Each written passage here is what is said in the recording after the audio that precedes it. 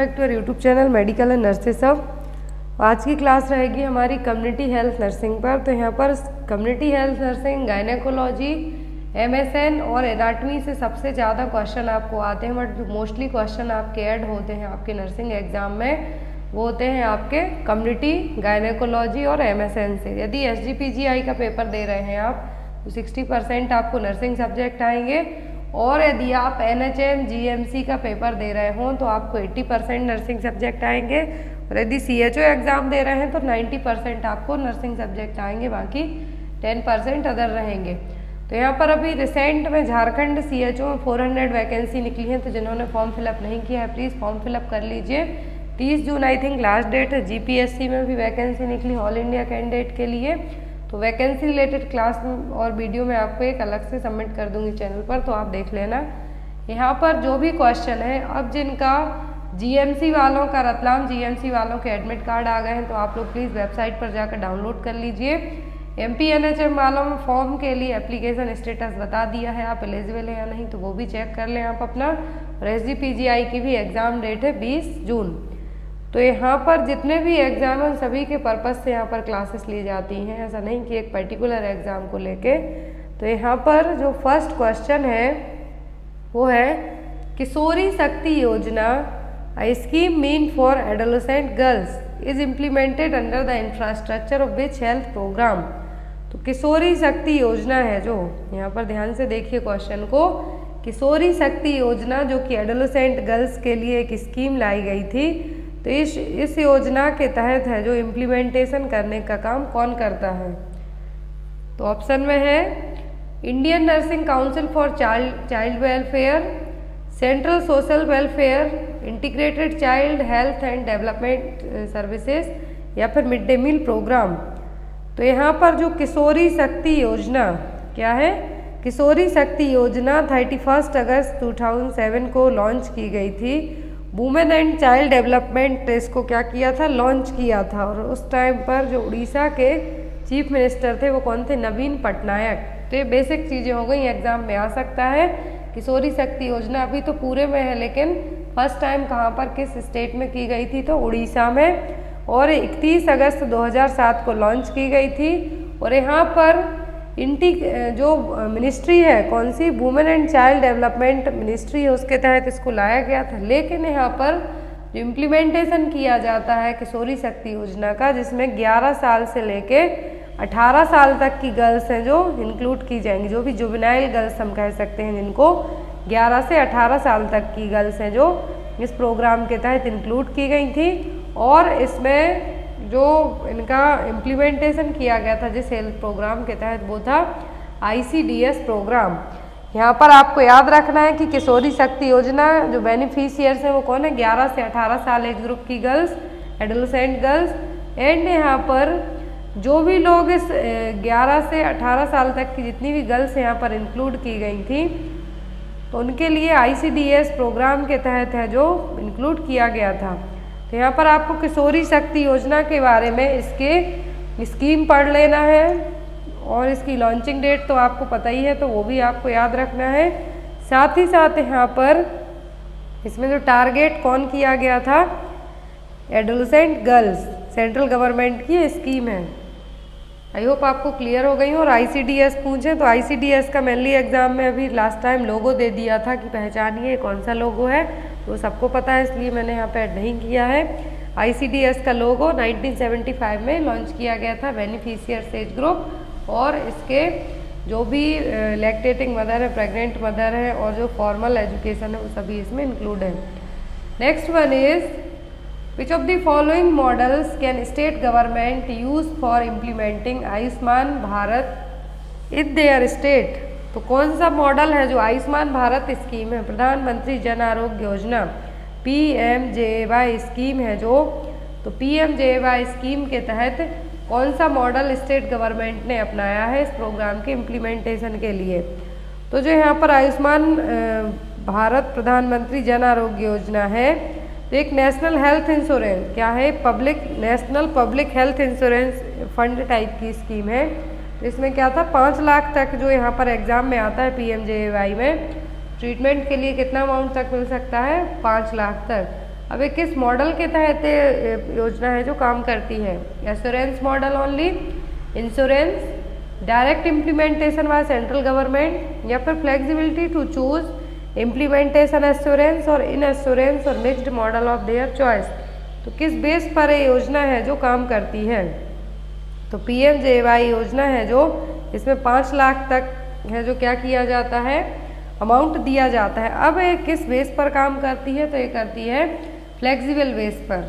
जो एश्योरेंस और insurance model हैं, इन दोनों के बीच में या फिर कोई इन दोनों को मिक्सड अप करके इनका फ़ायदा लेना चाहता है इस योजना का, तो वो लोग इसको यूज़ कर सकते हैं। तो जो मॉडल अपनाती है स्टेट गवर्नमेंट वो कौन सा है? दोनों, एश्योरेंस और इंश्योरेंस, और मिक्सड भी हो सकते हैं।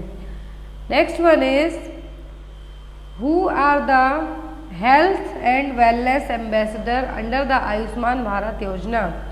तो यहाँ पर हेल्थ एंड वेलनेस एम्बेसडर कौन है आयुष्मान भारत योजना के?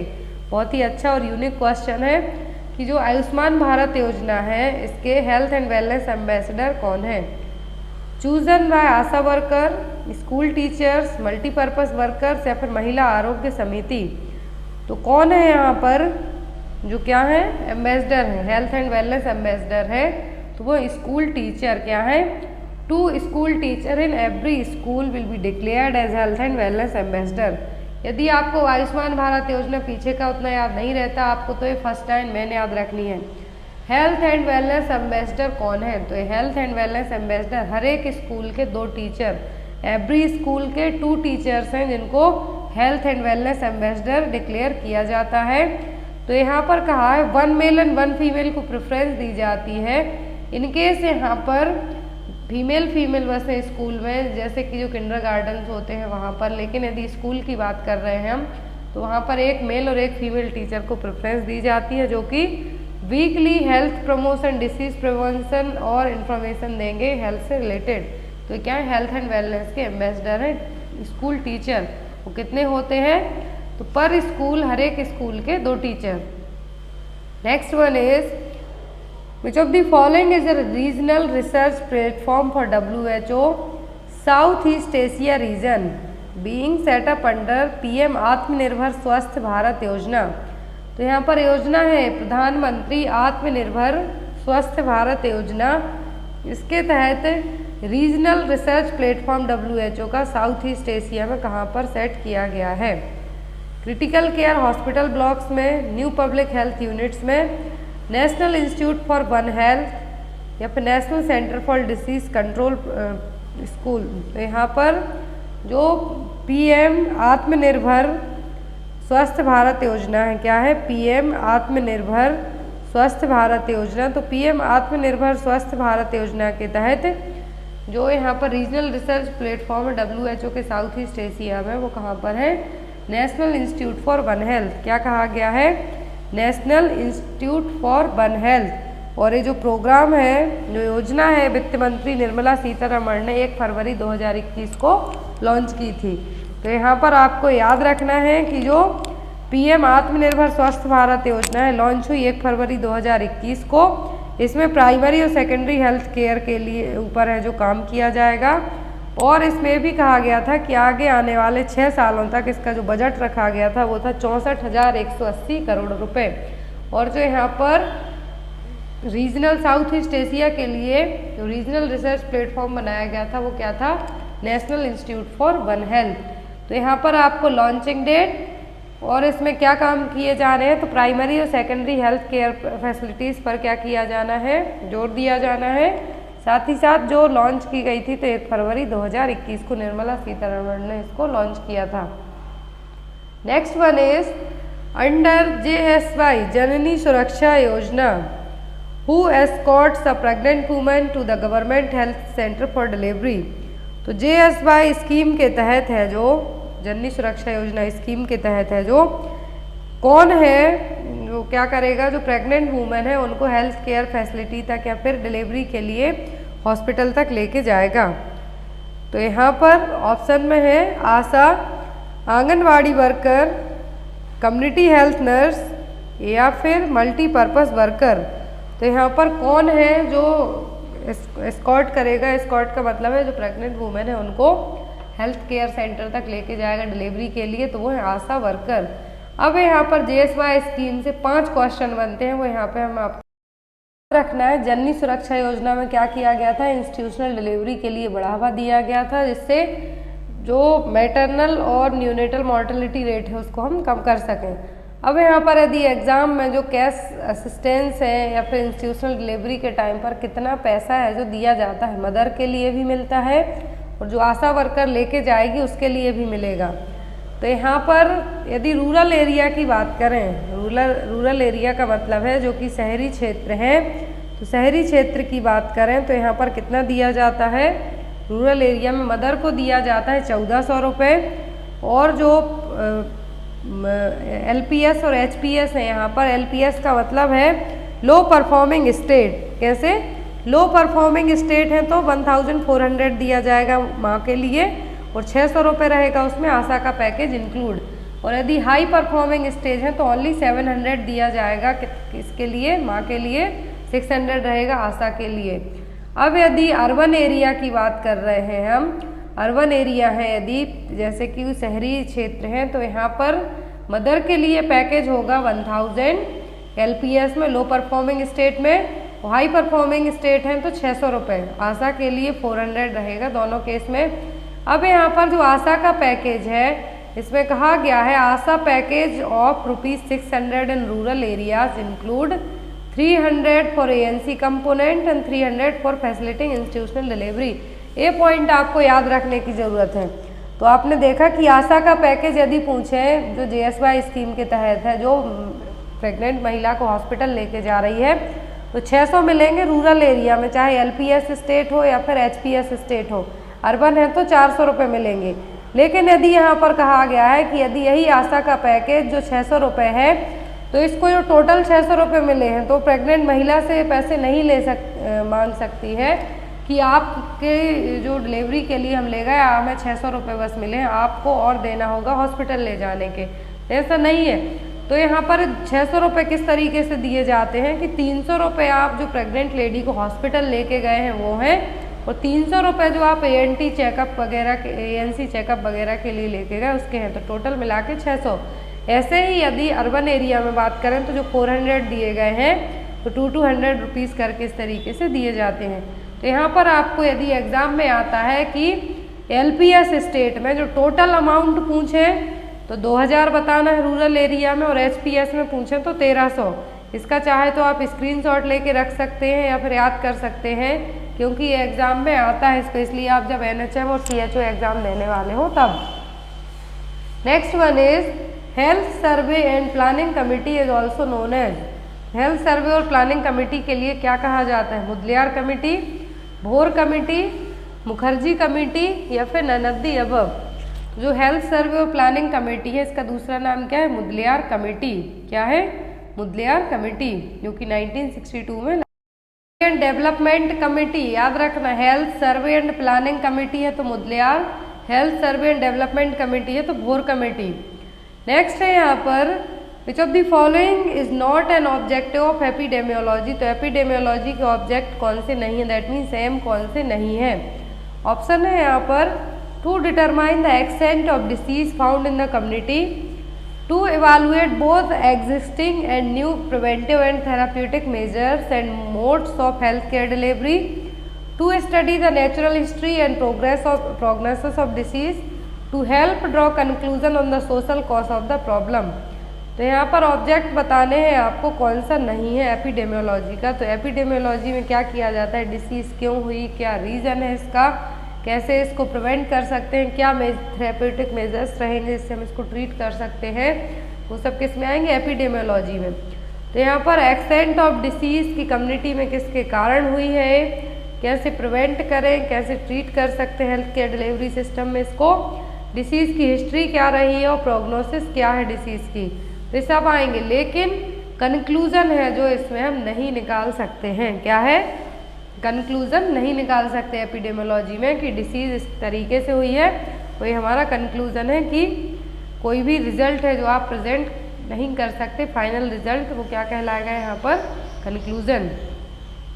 Next and most important question, under vitamin A prophylaxis programme the amount of oral vitamin A solution administered to children 1 to 5 year is.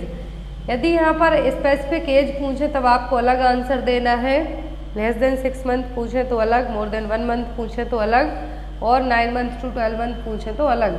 तो यहाँ पर क्वेश्चन है कि under vitamin A prophylaxis programme के तहत है जो ब्लाइंडनेस को कम करने के लिए प्रोग्राम लाया गया था, प्रिवेंट करने के लिए लाया गया था। तो विटामिन ए का कितना सोल्यूशन दिया जाता है ओरली, जो कि दिया जाता है ऑप्शन में 2 lakh unit every 6 month, 1 lakh unit every 6 month, 2 lakh unit every 1 year, या फिर 1.5 lakh unit every 1 year.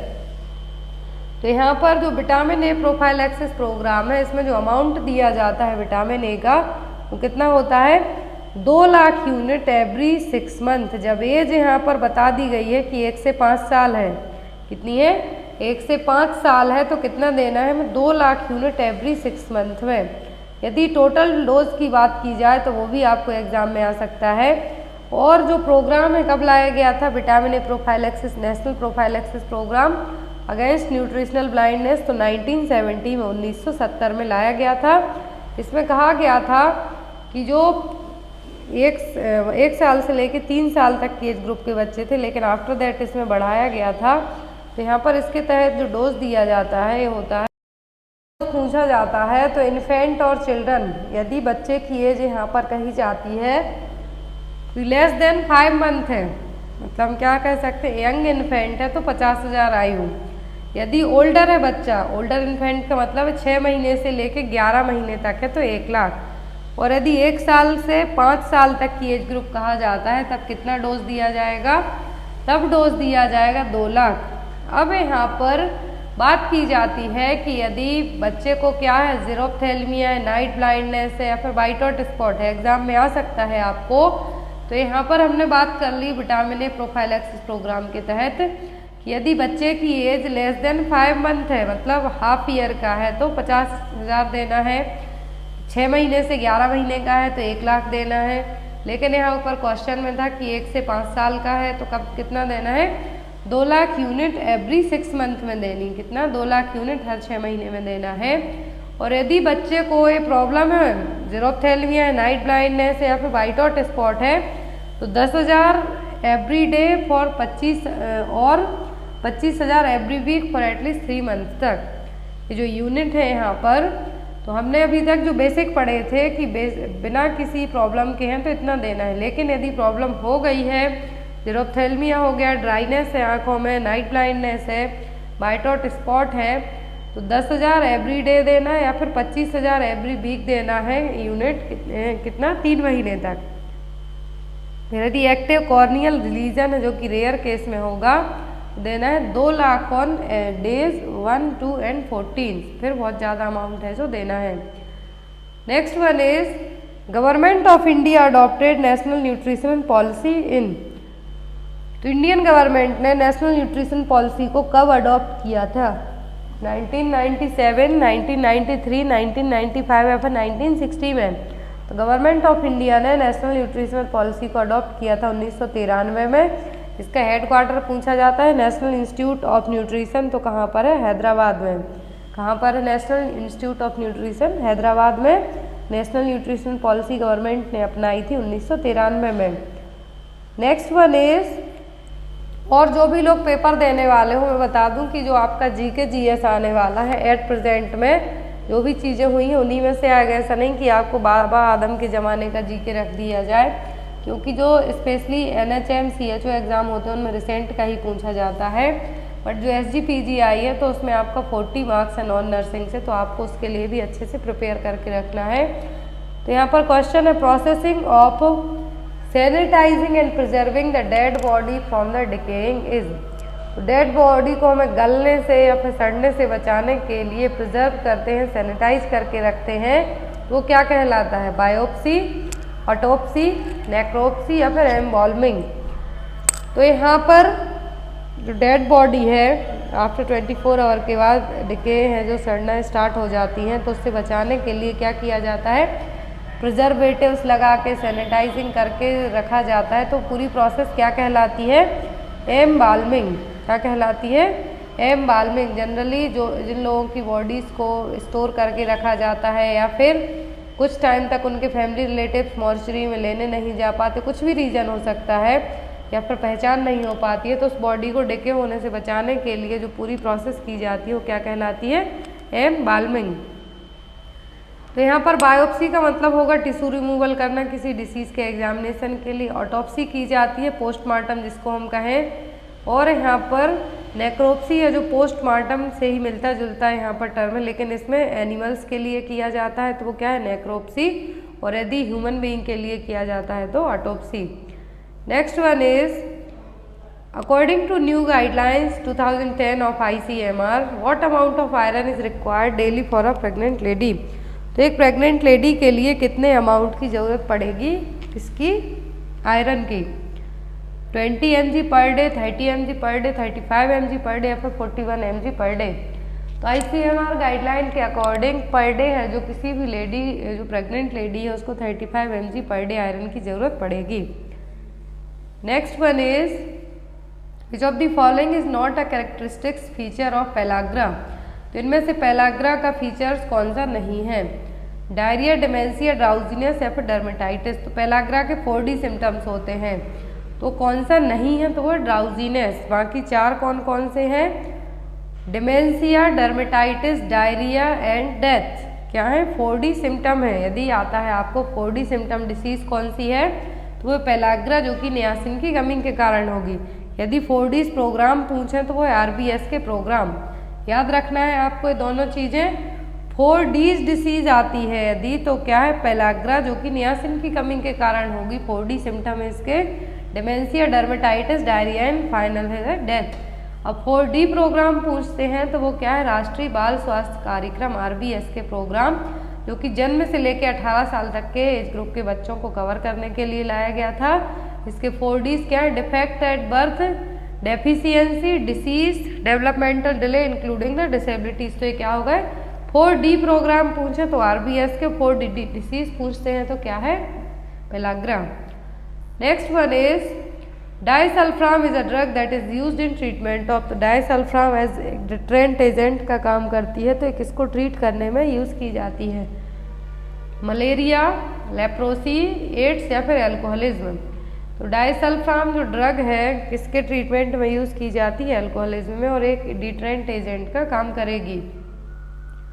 Next is which of the following is the most common type of immunoglobulin in the serum and participate in precipitation and neutralisation of toxins and virus. Question देखिए, कौन सा immunoglobulin है जो कि सबसे ज़्यादा यहाँ पर मोस्ट कॉमन टाइप है जो कि सीरम में रहेगा और जो टॉक्सिन और वायरस उनको न्यूट्रलाइज करने का काम करेगा?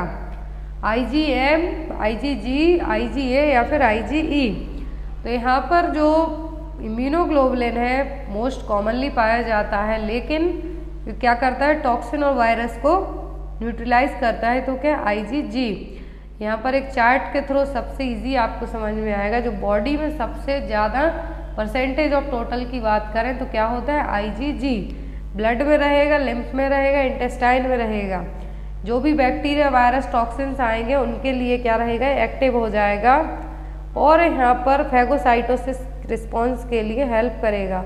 और एक लौता ऐसा इम्यूनोग्लोबुलिन है जो प्लेसेंटा को क्रॉस कर सकता है, बाकी कोई भी इम्यूनोग्लोबुलिन प्लेसेंटा को क्रॉस नहीं कर सकते, ये भी याद रखें आप। फिर आता है IgA। इनके फंक्शन है इम्यूनोग्लोबुलिन ए क्या है? सेकंड मोस्ट एविडेंट इम्यूनोग्लोबुलिन है जो कि saliva, mucus, tears, bronchial, GI, vaginal secretion जितने भी म्यूकोसल लेयर्स हैं वहाँ पर रहेगा। और ये क्या करेगा? Absorption of antigen from food, protect against respiratory, GI and GU infection से प्रोटेक्ट करने का काम करेगा। IgM है जनरली ब्लड और लिम्फ में पाया जाता है और प्राइमरी इम्यून रिस्पॉन्स का काम करेगा। ये जनरली जब इन्फेक्शन हो या फिर डिसीज़ हो उस टाइम पर क्या रहेगा? 1 वीक पहले तक एक्टिव हो जाएगा। IgD है क्या है? अननोन इसके काम है लेकिन ये ब्लड और लिम्फ में रहेगा।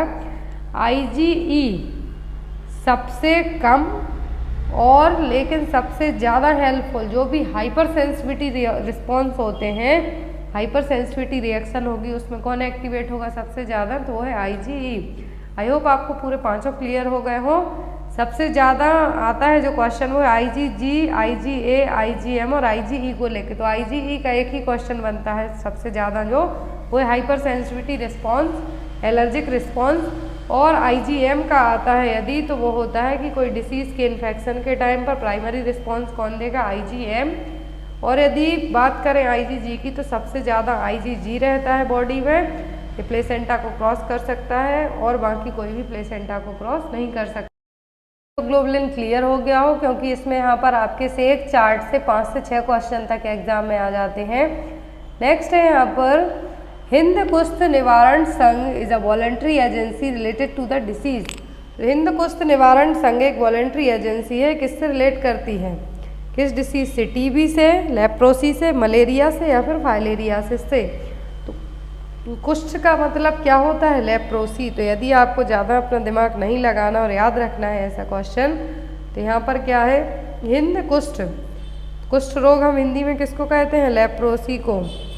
तो यहाँ पर जो आपका आंसर होगा वो क्या होगा, लेप्रोसी। और लेप्रोसी का दूसरा नाम क्या है, हैंसन्स डिसीज। MDT ट्रीटमेंट इसके लिए चूज़ किया जाता है, एग्जाम में आता है लेप्रोसी का ट्रीटमेंट MDT। और ड्रग ऑफ मेन चॉइस क्या है, वो डेप्सोन। और लेप्रोसी किसके कारण होता है, माइकोबैक्टीरियम लेप्रा के थ्रू। हिंद कुष्ठ निवारण संघ एक वॉलंटरी एजेंसी है जो कि लेप्रोसी और हैंसन्स डिसीज से रिलेट करती है। Next one is the colour of centre square in the vaccine vial monitor in a well stored polio vaccine should be. तो जो VVM का जो सेंटर में एक स्क्वायर बना होता है, तो यदि उसमें पोलियो वैक्सीन अच्छे तरीके से स्टोर है तो कौन सा कलर शो करेगा VVM, वाइट, वायलेट, ब्लू या फिर पिंक। जो वैक्सीन वायल मॉनिटर है, यदि पोलियो वैक्सीन प्रॉपर तरीके से स्टोर की गई है तो सेंटर स्क्वायर है वो किस कलर का होगा, तो वो होगा वाइट कलर का। ये देखिए यहाँ पर यदि जो VVM है यहाँ पर वैक्सीन वायल मॉनिटर है, तो यहाँ पर क्या है, पोलियो वैक्सीन रखी गई है। तो यहाँ पर जो सेंटर स्क्वायर शो कर रहा है दैट मीन्स वैक्सीन क्या है, यूज़ करने लायक है। यदि जो यहाँ पर inner square is still lighter than the outer circle, तब भी हम क्या कह सकते हैं कि वैक्सीन को यूज़ कर सकते हैं। दोनों का जो कलर थोड़ा अलग हो रहा है, लेकिन जब ये जो कलर है, जो आउटर कलर है वायलेट कलर का होता है जनरली, और जो सेंटर स्क्वायर होता है वो वाइट कलर का होता है, तो ये वैक्सीन क्या यूज़ करने लायक है। सेकेंड स्टेज में क्या होगा कि जैसे जैसे टाइम निकलता है तो जो इनर स्क्वायर है वो तब भी क्या है, लाइटर है, मतलब दिख रहा है अच्छे से प्रॉपरली, तब भी यूज़ कर सकते हैं। लेकिन जब ये क्या हो जाए, पूरा सेम कलर हो जाए इनर और आउटर, तब हमें वैक्सीन को क्या करना, यूज़ नहीं करना है, डिस्कार्ड पॉइंट कहलाएगा ये।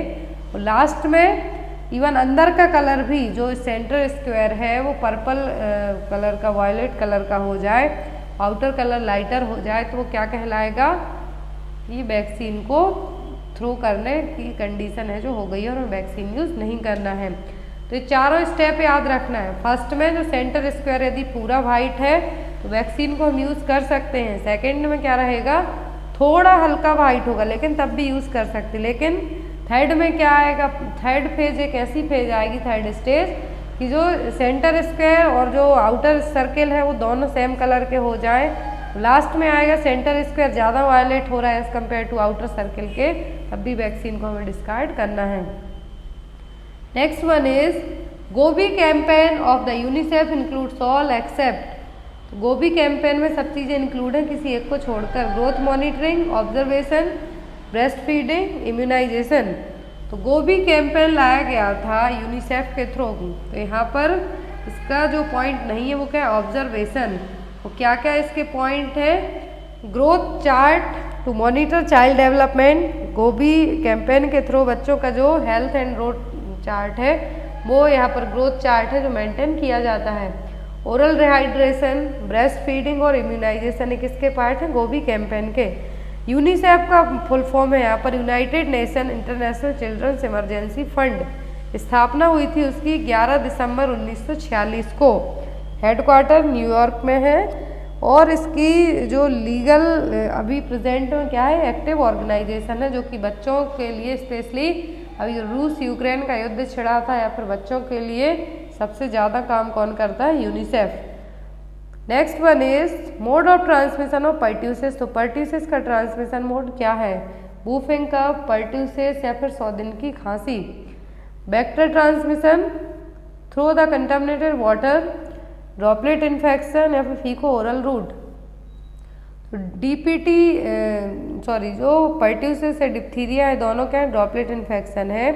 और यहाँ पर पर्ट्यूसिस का जो एग्जाम में क्वेश्चन आता है वो होता है 100 दिन की खांसी, और इसका रूट क्या है? ड्रॉपलेट इन्फेक्शन है। मोड ऑफ ट्रांसमिशन सबसे ज़्यादा है less than 2 year age group के बच्चों को अफेक्ट करता है। जिन बच्चों की एज 2 साल से कम है उनमें सबसे ज़्यादा पर्ट्यूसिस और वूफिंग कफ होने के चांसेस रहते हैं। Next one is time required to measure the Mantoux test.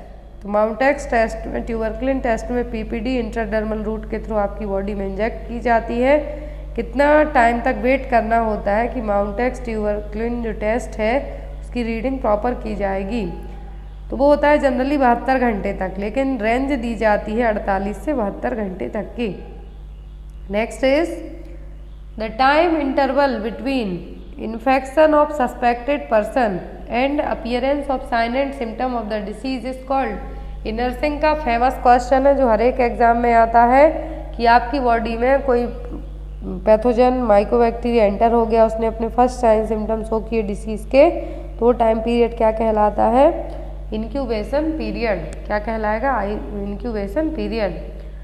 Next है यहाँ पर कॉम्बिनेशन ऑफ ट्रिपल एंटीजन। तो ट्रिपल एंटीजन का कॉम्बिनेशन कौन सा है? बीसीजी, डीपीटी, टीएबी या फिर ईसीजी। तो जो कॉम्बिनेशन है ट्रिपल एंटीजन का वो क्या है? DPT, diphtheria, pertussis and tetanus. Next one is which is the first step when caring for bleeding wound. तो किसी को ब्लीडिंग हो रही है और उस वुंड की आप केयर करते हैं तो फर्स्ट स्टेप क्या होगा? Elevate the wound, apply direct pressure with a clean और sterile dressing, apply pressure at the pressure point या फिर नन ऑफ द अबव। तो ब्लीडिंग वुंड की यदि आप केयर कर रहे हैं किसी पर्सन में तो जो फर्स्ट स्टेप होगा वो होगा ब्लीडिंग को स्टॉप करना। क्या होगा? ब्लीडिंग को स्टॉप करना।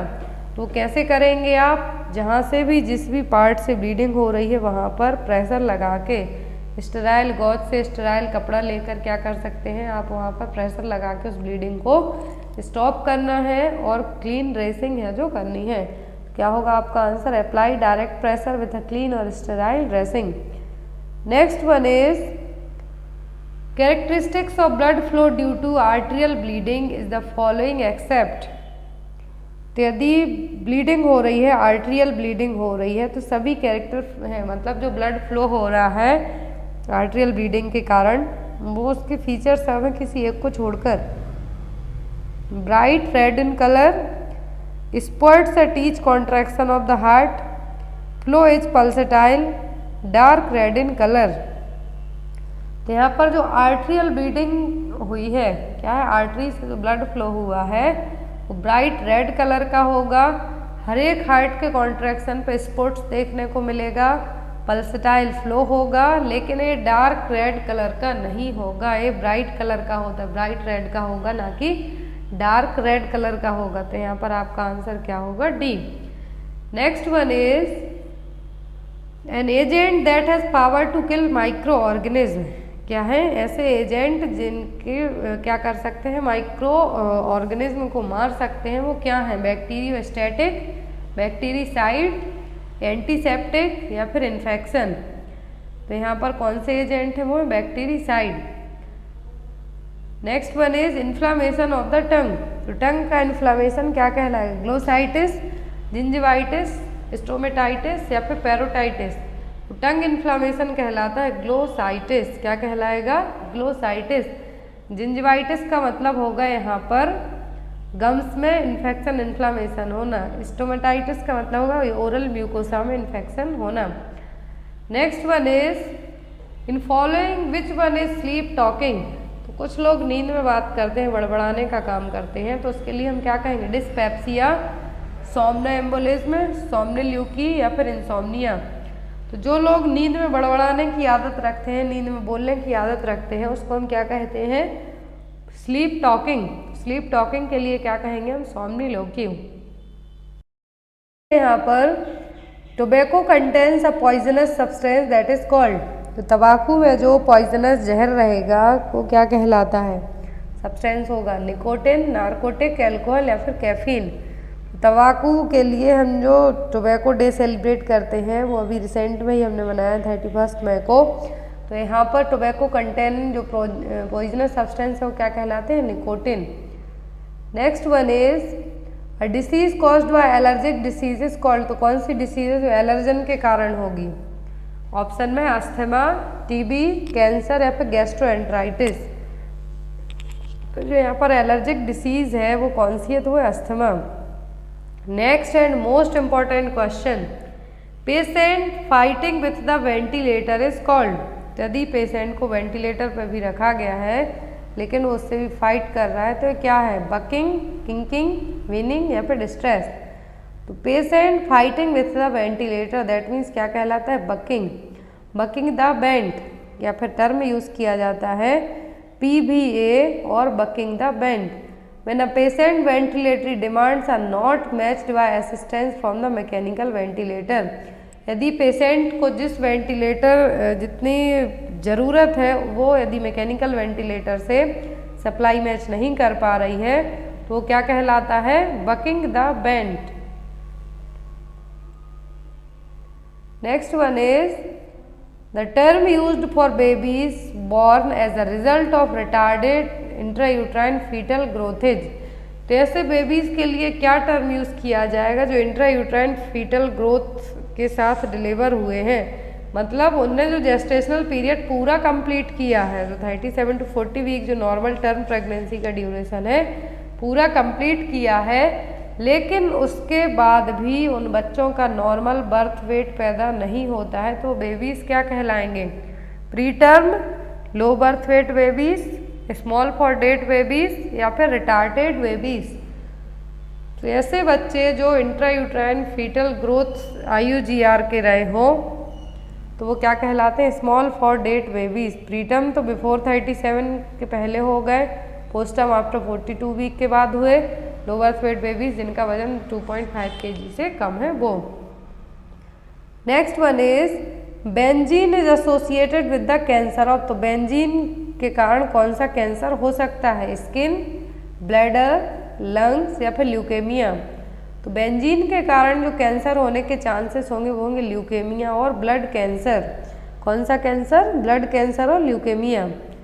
Next one is vitamin E is which kind of vitamin, तो विटामिन ई किस टाइप का विटामिन है, एंटीऑक्सीडेंट है, टोकोफेरॉल है, फैट सोल्यूबल है या फिर ऑल ऑफ दी अबव है।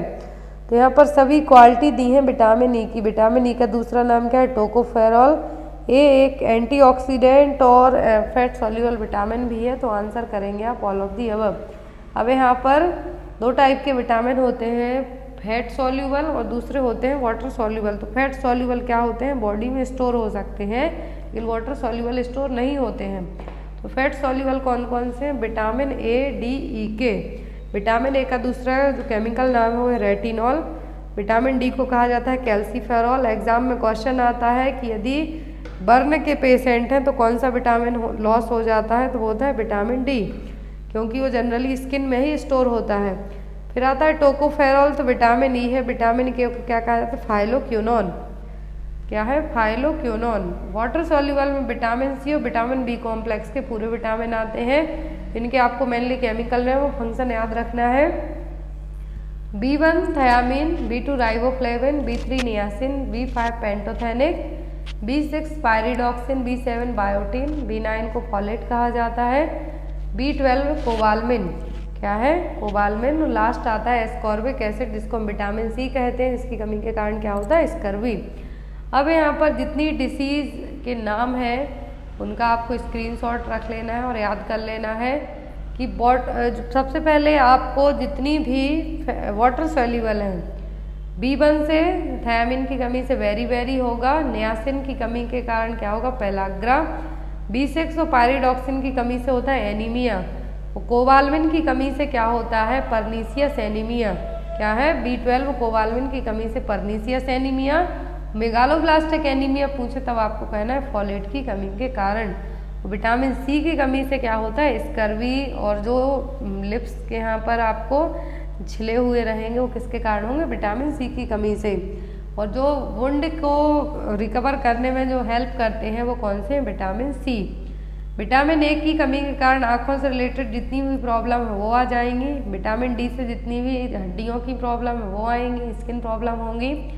और जो यहाँ पर विटामिन के है तो ये ब्लड क्लॉटिंग में हेल्प करता है, तो इससे ब्लड रिलेटेड प्रॉब्लम होंगी। Next is identify the equipment. तो यहाँ पर एक इमेज दिख रही है, आपको बताना है कि ये क्या है, chest tube drainage system, Penrose drainage system, surgery wound drainage या फिर टकल्स ड्रेनेज। तो यहाँ पर जो एक इमेज दिख रही है ये क्या है, यह चेस्ट ट्यूब ड्रेनेज सिस्टम। एक और इमेज बेस्ड क्वेश्चन है यहाँ पर, identify the device shown in the image. तो यहाँ पर एक डिवाइस दिख रही है, तो ये क्या है, वेस्कुलर रिंग कनेक्टर है, कार्डियक पेसमेकर है, कार्डियक स्टंट है या फिर कोरोनरी स्टंट। तो यहाँ पर आप इमेज में देख सकते हैं, यहाँ पर जो ब्लॉकेज है उसको रिमूव करने के लिए क्लॉट हो सकता है, लिपिड हो सकते हैं, कोलेस्ट्रॉल हो सकते हैं, उसको रिमूव करने के लिए क्या किया गया है, जो जाली टाइप से भेजी गई है जिसमें फंसा के पूरा क्लॉट बाहर निकाला जाएगा, ये क्या है, कोरोनरी स्टंट। जो आर्टरी यहाँ पर ट्यूब शेप रहेगी, कोरोनरी आर्टरी कोरोनरी स्टेंट क्या है, ट्यूब शेप डिवाइस है जो कि कोरोनरी आर्टरी इसमें क्या किया जाएगा, प्लेस की जाएगी, जो ब्लड सप्लाई करती है हार्ट के लिए। तो यदि यहाँ पर किसी भी तरीके की क्या है ब्लॉकेज है या कुछ भी है तो उसको ट्रीट करने के लिए यूज़ किया जाता है। Next is an extra pyramidal symptom that is potentially irreversible side effect of chlorpromazine and other antipsychotic drugs. तो एक ऐसा ईपीएस सिम्टम आपको बताना है जो कि इरिवर्सिबल है, इरिवर्सिबल साइड इफेक्ट है क्लोरप्रोमाजीन या फिर अदर एंटीसाइकोटिक ड्रग का। ऑप्शन में टॉर्टिकोलिस, टायरॉइड डिस्काइनेसिया, ऑक्यूलोग्राइक क्राइसिस या फिर स्यूडो पार्किंसनिज्म, सभी सिम्टम है लेकिन क्लोरप्रोमाजीन के कारण इरिवर्सिबल है और अदर एंटीसाइकोटिक ड्रग के कारण क्या होगा, टायरॉइड डिस्काइनेसिया। जितनी भी एंटीसाइकोटिक ड्रग हैं सभी मेडिसिन लो, सबके साइड इफेक्ट होते हैं, लेकिन जो एंटीसाइकोटिक ड्रग होती हैं इनके जो साइड इफेक्ट होते हैं तो उनको क्या कहा जाता है, EPS symptom, extra pyramidal symptom. Acute dystonia, dystonia का मतलब होगा कि जो मसल्स हैं उनमें आपका कंट्रोल क्या होना, कम होते जाना धीरे धीरे। पार्किंसनिज्म जिसमें रिजिडिटी, ब्रेडिकार्डिया, ट्रिमर्स देखने को मिलेगा आपको। अकाथेसिया में आप रेस्टलेसनेस फील करेंगे। न्यूरोलेप्टिक मैलिग्नेंट में आपको फीवर रहेगा, बीपी भी आपका अनस्टेबल रहेगा। टायरॉइड डिस्काइनेसिया में इनवॉलेंट्री पैलनेस मूवमेंट होंगे जो कि फेस और अपर लिम्ब में। टायरॉइड का मतलब होगा लेट, जब आप लंबे टाइम तक मेडिसिन लेते रहेंगे तब देखने को मिलेंगे, लेकिन एज अर्ली एज तो एक्यूट डिस्टोनिया होगा, पार्किंसन टाइप के सिम्टम होंगे, रेस्टलेसनेस होगी आपको। तो यहाँ पर यही कहा है कि इरिवर्सिबल साइड इफेक्ट है एंटीसाइकोटिक ड्रग या फिर क्लोरप्रोमाजीन के, तो क्या है, tardive dyskinesia. Next is cerebral perfusion pressure can be calculated using. Exam में क्वेश्चन आ चुका है, सेरिब्रल परफ्यूजन प्रेशर हम कैसे कैलकुलेट करेंगे। MSP minus ICP, ICP minus MAP, SBP minus ICP या फिर DBP माइनस ICP। तो जो सेरिब्रल परफ्यूजन प्रेशर है CPP है, कैसे कैलकुलेट करेंगे हम, mean arterial pressure minus intracranial pressure. क्या है, सेरिब्रल परफ्यूजन प्रेशर को हम कैसे कैलकुलेट करेंगे, mean arterial pressure minus intracranial pressure. Next है यहाँ पर bird flu is caused by. तो बर्ड फ्लू किसके द्वारा होगा, बैक्टीरिया से, वायरस से, प्रोटोजोआ से या फिर नन ऑफ द अबव से। तो बर्ड फ्लू का कॉज क्या है, वायरस, जो कि एवियन फ्लू H5N1। H1N1 किसके लिए है, स्वाइन फ्लू के लिए। जब बर्ड फ्लू हो रहा है तो इसका वायरस क्या होगा, H5N1 इन्फ्लुएंजा या फिर एवियन फ्लू। और स्वाइन फ्लू की जो ड्रग ऑफ चॉइस है वो क्या है, ओसेल्टाम्बिर, एग्जाम में आती है।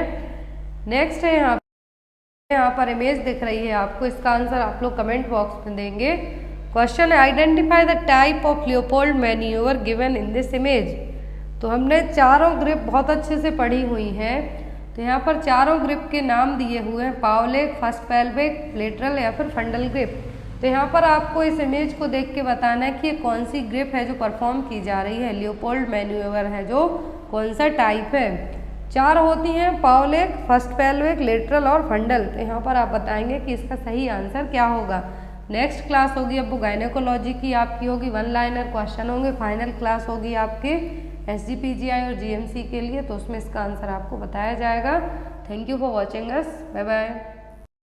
Abdominal distension after abdominal surgery indicates. तो किसी भी एब्डोमिनल सर्जरी के बाद बाउल साउंड्स क्या है, एब्सेंट है। एब्डोमिनल डिस्टेंशन देखने को मिल रही है, तो ये किसकी तरफ इशारा करेंगे, हेमरेज की तरफ, इंटरसेप्शन, पैरालाइटिक इलियस या फिर फ्लैचुलेंस की जो एब्डोमिनल सर्जरी हुई है लेकिन उसके बाद क्या हो रहा है, एब्डोमिनल डिस्टेंशन भी हो रहा है, साथ ही साथ यहाँ पर बाउल साउंड है जो पॉजिटिव होना चाहिए लेकिन वो भी एब्सेंट है। तो इसके लिए क्या टर्म यूज़ किया जाएगा, तो ये कहलाएगा पैरालाइटिक इलियस। क्या हो गए, इंडिकेट करेगा पैरालाइटिक इलियस को। पैरालाइटिक इलियस क्या है, जब मसल्स में कॉन्ट्रैक्शन क्या होगा, कॉन्ट्रैक्शन देखने को मिलेगा कि जो फूड का मूवमेंट है इंटेस्टाइन में वो नहीं हो पा रहा है। जब मूवमेंट नहीं होगा तो एब्डोमिनल डिस्टेंशन देखने को मिलेगा और बाउल साउंड भी एब्सेंट रहेंगे। Next one, unwanted but unavoidable pharmacodynamics effects of a drug at the therapeutic doses known as. Unwanted हैं और अनअवॉइडेबल भी हैं, जिनको हम अवॉइड नहीं कर सकते। और जो मेडिकेशन आपने जो थेराप्यूटिक डोज दिया है किसी भी मेडिसिन का, उसके कारण हो रहे हैं। आपने ओवरडोज भी नहीं दिया, जितने प्रिस्क्राइब किया उतना ही डोज दिया है, लेकिन तब भी अनवांटेड और अनअवॉइडेबल फार्माकोडायनामिक्स इफेक्ट देखने को मिल रहे हैं ड्रग्स के। तो ये क्या कहलाएंगे, hypersensitivity, side effects, toxic effects या फिर इडियोसिंक्रेसी। तो यहाँ पर अनवांटेड है और साथ ही साथ यहाँ पर एक क्या है, अनअवॉइडेबल है, लेकिन आपने डोज प्रॉपर दिया तब भी हुए हैं, तब ये कहलाएंगे साइड इफेक्ट्स। नेक्स्ट वन है यहाँ पर, which of the following is the organism that cause the peptic ulcer. तो पेप्टिक अल्सर का पॉजिटिव एजेंट क्या है, स्टेफाइलोकोकस, कॉर्नीबैक्टीरियम, हेलिकोबैक्टर पाइलोरी या फिर स्ट्रेप्टोकोकस। पेप्टिक अल्सर का मोस्ट कॉमन पॉजिटिव एजेंट पूछे तो वो हेलिकोबैक्टर पाइलोरी। क्या है, H पाइलोरी और हेलिकोबैक्टर पाइलोरी। नेक्स्ट वन है यहाँ पर, when the amount of amniotic fluid exists 2 liters the condition is called। ये क्वेश्चन 10 टाइम्स से ज़्यादा पढ़ा है आपने कि जब भी एमनियोटिक फ्लूइड का नॉर्मल टर्म प्रेगनेंसी में 800 ml तक होता है एमनियोटिक फ्लूइड, लेकिन जब ये 2 लीटर से ज़्यादा हो जाए तो क्या कहलाएगा, ओलिगोहाइड्रोमनियस, पॉलीहाइड्रोमनियस, बैग ऑफ वाटर या फिर एमनियोटाइटिस। तो ये कंडीशन कहलाएगी क्या, पॉलीहाइड्रोमनियस। जब 2 लीटर से ज़्यादा एमनियोटिक फ्लूइड हो जाए तो क्या कहलाएगा, पॉलीहाइड्रोमनियस। नेक्स्ट वन है यहाँ पर, limit for registration of birth in India. तो भारत में जन्म और मृत्यु according to birth and death registration act के 1969 को लॉन्च हुआ था जो एक्ट, तो उसके अकॉर्डिंग जो बर्थ और डेथ कितने दिन के अंदर रजिस्टर करवाई जाती है, 21 डेज के, विद इन 21 डेज।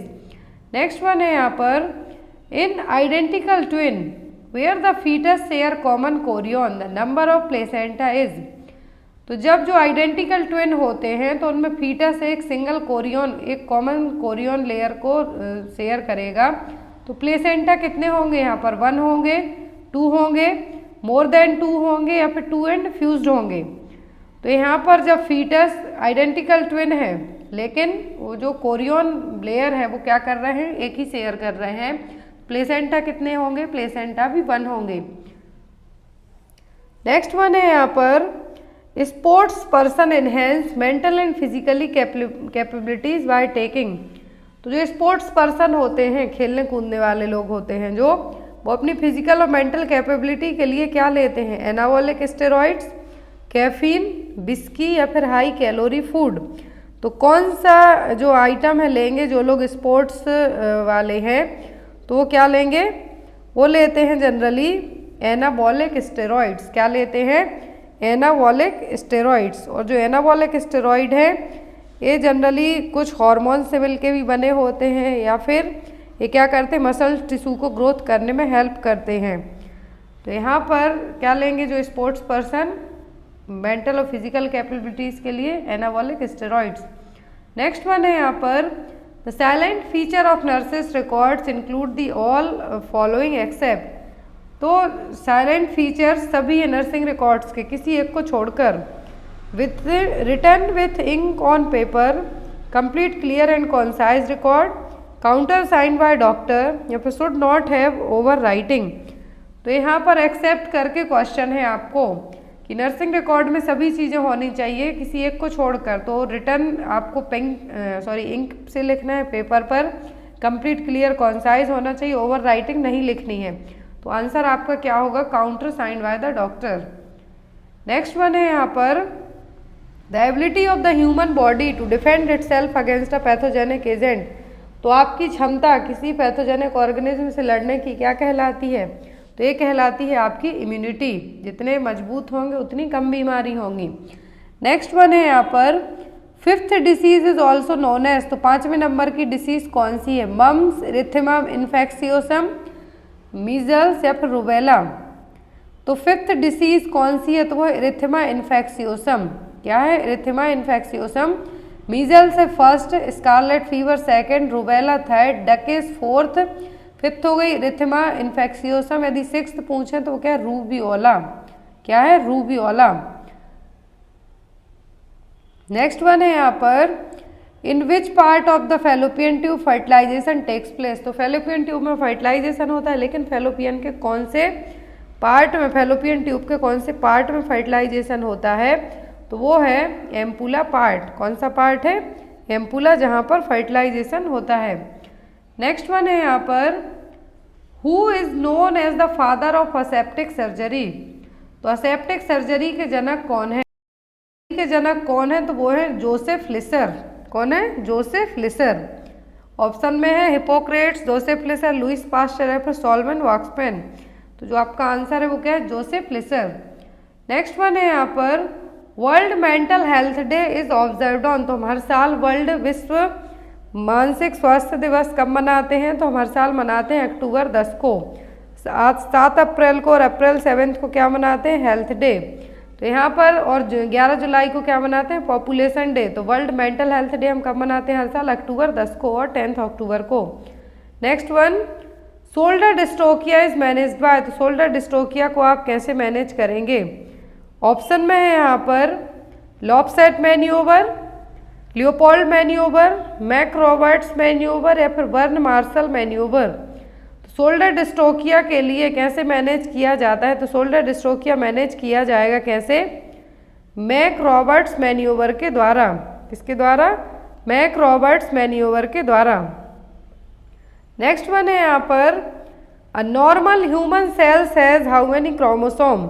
तो नॉर्मल ह्यूमन सेल्स में कितने क्रोमोसोम होंगे, ऑप्शन में है यहाँ पर 23, 46, 24 या फिर 48।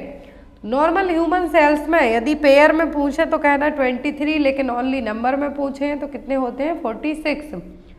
नेक्स्ट वन है यहाँ पर one of the major complication due to mumps in males. Male patient में मम्स के कारण मेजर कॉम्प्लिकेशन क्या होगा, वीकनेस होगी, स्टेरिलिटी होगी, ईयर एक होगा या फिर मेनिंजाइटिस होगा। तो जो मेजर कॉम्प्लिकेशन होगा वो क्या होगा, वो होगा स्टेरिलिटी। क्या होगा, बांझपन और स्टेरिलिटी। नेक्स्ट वन है यहाँ पर pulse pressure is defined as. तो पल्स प्रेशर का मतलब क्या होगा, पल्स प्रेशर का मतलब होता है systolic blood pressure minus diastolic pressure. क्या होगा, difference between systolic and diastolic blood pressure. तो दोनों जो सिस्टोलिक और डायस्टोलिक के जो बीच का डिफरेंस है वो क्या कहलाता है, पल्स प्रेशर। और नॉर्मल आप जो बीपी होता है 120/80, तो 120 में से 80 माइनस करेंगे तो कितना निकल के आएगा, 40। वही क्या कहलाएगा, पल्स प्रेशर। तो नॉर्मली कितना होता है, 40 mm of Hg। Next one है यहाँ पर the main aim of nursing care plan for assisted mobility at bed side would be. तो यहाँ पर आप किसी पर्सन के लिए मेन एम है आपका एनसीपी बनाने का कि असिस्टेड मोबिलिटी मूवमेंट के लिए हेल्प करना है, बेड साइड आप ड्यूटी कर रहे हैं, क्या करेंगे आप, perform active and passive range of motion exercise, promote independence during exercise and activity, both A and B या फिर नन ऑफ दी अबव। तो यहाँ पर आपको क्या करना है, दोनों काम करवाने हैं, perform active and passive range of motion exercise क्योंकि मोबिलिटी की बात हो रही है यहाँ पर, और दूसरा है promote independence during exercise and activity. आपके लिए जो पेशेंट है उसको क्या कहना है कि आप अकेले से भी एक्सरसाइज और एक्टिविटी कर सकते हैं, उसको प्रमोट करना इंडिपेंडेंटली करने के लिए। नेक्स्ट वन है यहाँ पर the role of nurse in a comprehensive management plan for depressed patient would essentially include. तो आप किसी डिप्रेशन के पेशेंट के लिए नर्सिंग केयर प्लान बनाते हैं कॉम्प्रिहेंसिव मैनेजमेंट के तौर पर, तो यहाँ पर आपका जो एज अ रोल है डिप्रेशन के पेशेंट में एसेंशियल रोल क्या होगा, प्रिस्क्राइबिंग एंटी डिप्रेसेंट मेडिकेशन, तो ये डॉक्टर का काम है। Evaluation of medication medical condition in course of disease, providing psychological support through cognitive behavioural therapy, या फिर ordering the investigation for patient. Investigation order करना, मेडिकेशन प्रिस्क्राइब करना, ये काम साइकेट्रिस्ट करेंगे, आपको नहीं करना है। तो यहाँ पर आपका जो आंसर होगा वो होगा पेशेंट को आप साइकोलॉजिकल सपोर्ट प्रोवाइड कराएंगे, किसके थ्रू, कॉग्निटिव और बिहेवियर थेरेपी के थ्रू। नेक्स्ट वन है यहाँ पर all of the following are preventable hospital acquired infection except. तो हॉस्पिटल के थ्रू होने वाले इन्फेक्शन है यहाँ पर सभी, किसी एक को छोड़कर, और उन इन्फेक्शन को हम प्रिवेंट भी कर सकते हैं, तो सभी हैं किसी एक को छोड़कर। Ventilator associated pneumonia, catheter associated urinary tract infection, cannula associated thrombophlebitis, या फिर ड्रग एसोसिएटेड टॉक्सिसिटी। तो ventilator associate pneumonia, catheter associated UTI and thrombophlebitis, इन तीनों को हम प्रॉपर असेप्टिक टेक्निक के थ्रू क्या कर सकते हैं, प्रिवेंट कर सकते हैं, लेकिन ड्रग एसोसिएट टॉक्सिसिटी को प्रिवेंट करना हमारे हाथ में नहीं होगा। नेक्स्ट वन है यहाँ पर out of the following which is not a direct cause of bed sores in a patient. तो बेड सोर्स, डेक्यूबिटस अल्सर और प्रेशर सोर्स के लिए डायरेक्ट कॉज कौन सा नहीं है, ड्रग रिएक्शन, प्रोलॉन्ग्ड सिटिंग और lying in same position, poor circulation to the affected part, constant pressure against a particular part. तो यहाँ पर डायरेक्ट कॉज नहीं है, वो क्या है, वो ड्रग रिएक्शन। बाकी सभी क्या है डायरेक्ट कॉज है, सेम पोजीशन में लेटे रहेंगे तो भी होगा, या फिर बैठे रहेंगे, पुअर सर्कुलेशन के कारण भी होगा प्रेशर सोर और बेड सोर्स, और कांस्टेंट प्रेशर पड़ेगा किसी एक पर्टिकुलर एरिया पे तो भी चांस होगी, लेकिन ड्रग रिएक्शन एक डायरेक्ट कॉज नहीं होगा। नेक्स्ट वन है यहाँ पर out of the following which is not a major intracellular electrolyte. Major intracellular electrolyte कौन सा नहीं है, सोडियम, पोटेशियम, मैग्नीशियम, फॉस्फोरस। तो जो यहाँ पर मेजर इंट्रासेल्युलर इलेक्ट्रोलाइट नहीं है वो क्या है, वो है सोडियम, बाकी सभी हैं। नेक्स्ट वन आया था आपको hypervolemia can result because of all the following except. तो हाइपरबोलेमिया सभी के कारण होगा किसी एक को छोड़कर। तो हाइपरबोलेमिया अर्ली रीनल फेलियर के कारण भी होगा, कंजस्टिव हार्ट फेलियर के कारण भी होगा, एक्सेसिव सोडियम इंजेक्शन के कारण भी होगा, लेकिन डायरिया में हाइपोबोलेमिया होता है, फ्लूइड लॉस होगा ना कि इकट्ठा होगा। तो यहाँ पर आपका आंसर क्या होगा, सी, डायरिया। नेक्स्ट वन है यहाँ पर nursing medication errors most commonly observed in hospital are. तो जो कॉमनली नर्सिंग मेडिकेशन एरर होते हैं हॉस्पिटल में वो कौन सा है, error related to wrong dose and infusion rate, error related to wrong identification of patient, error related to wrong route of drug administration, या फिर error related to wrong drug being administered. तो हमेशा जब आप ड्रग इन्फ्यूज करते हैं तो बहुत ही रेयर केस में आप चेक करेंगे कि जो ड्रग आप दे रहे हैं तो पेशेंट आप हमेशा सही फाइंड आउट करेंगे, ड्रग एडमिनिस्ट्रेशन का रूट भी आपको प्रॉपर पता होगा, और ड्रग है जो किसको एडमिनिस्टर करनी है तो वो भी होगा, लेकिन डोज का जो इन्फ्यूज़न रेट है उसमें हमेशा गड़बड़ करते हैं, कौन चेक करे कितने ड्रॉप्स पर मिनट देना है, तो ये सभी चीज़ें। तो यहाँ पर आपका आंसर क्या होगा, ए। नेक्स्ट वन है यहाँ पर most of the medication errors occurs because of a flaw eight which stage. जब आप मेडिकेशन करते हैं तो सबसे ज़्यादा है जो एरर किस स्टेज में होती है, प्रिस्क्राइबिंग में, ट्रांसक्राइबिंग में, डिस्पेंसिंग में, या फिर एडमिनिस्ट्रिंग में। तो जस्ट अभी हमने पढ़ा 25th में कि जो डोज आप देते हैं सही रूट से देंगे, सही पेशेंट को दे रहे हैं, सब सही करेंगे, लेकिन जो इन्फ्यूज़न रेट है, मान लीजिए आपको कोई भी मेडिसिन 8 घंटे में एडमिनिस्टर करनी है IV कैनुला के थ्रू, तो आप करेंगे उतने में ही, लेकिन कितने ड्रॉप्स पर मिनट जाना है, कितने ml पर आवर भेजनी है, वो आप उतना चेक नहीं करते, यदि स्लो जा रही है तो फास्ट कर देंगे। तो ये सब आप करेंगे। तो यहाँ पर भी आपका आंसर क्या होगा, एडमिनिस्ट्रेशन के टाइम पर सबसे ज़्यादा गलतियाँ करते हैं। Next one, which term is use to denote normal heart rate in a patient. तो यदि पेशेंट की नॉर्मल हार्ट रेट है तो क्या टर्म यूज़ किया जाएगा। टैकीकार्डिया में तो क्या है, ज़्यादा है, ब्रेडिकार्डिया में कम है। साइनस रिदम, क्या होगा वो, साइनस रिदम। नेक्स्ट वन है यहाँ पर, recording of vital sign of a patient by nursing professional is required. तो जब भी कोई नर्सिंग प्रोफेशनल क्या कर रहा है, किसी पेशेंट का वाइटल साइन रिकॉर्ड कर रहा है, क्यों कर रहा है, to keep patient happy, to monitor the progress and detect any adverse events, to fill the medical records या फिर to have data for research. तो आप पेशेंट का जो वाइटल साइन क्यों चेक करते हैं, हैप्पी रखने के लिए पेशेंट को, कि उसके मेडिकल रिकॉर्ड के लिए, कि रिसर्च के लिए।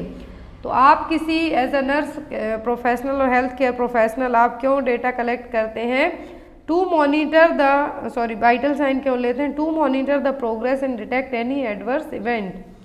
नेक्स्ट वन है यहाँ पर, a fever is indicated when body temperature rises over oral temperature of. तो फीवर इंडिकेट करेगा जब बॉडी टेम्परेचर आपने ओरली चेक किया तो कितना होगा, वो होगा 99.5 डिग्री फ़ारेनहीट। कितना, 99.5 डिग्री फ़ारेनहीट से ज़्यादा है, दैट मीन्स टेम्परेचर आपको क्या है, फीवर है। 98.6 नॉर्मल टेम्परेचर है, 97 कम हो जाएगा, और जो आपका आंसर होगा वो क्या होगा, 99.5। नेक्स्ट वन है यहाँ पर, in a patient the fluid balance is indicated by. तो पेशेंट में फ्लूइड बैलेंस का पता कैसे चलेगा, monitoring of weight, physical examination of patient, input output charting, या फिर ऑल ऑफ दी अबव। इन सभी के थ्रू पेशेंट के वजन से भी पता चलेगा फ्लूइड का बैलेंस, फिजिकल एग्जामिनेशन से भी होगा, और पेशेंट का इनपुट कितना खाया कितना बाहर निकाला इससे भी। तो यहाँ पर आपका आंसर होगा D, all of the above. Next one है यहाँ पर, theme for the this years nurses day 2022।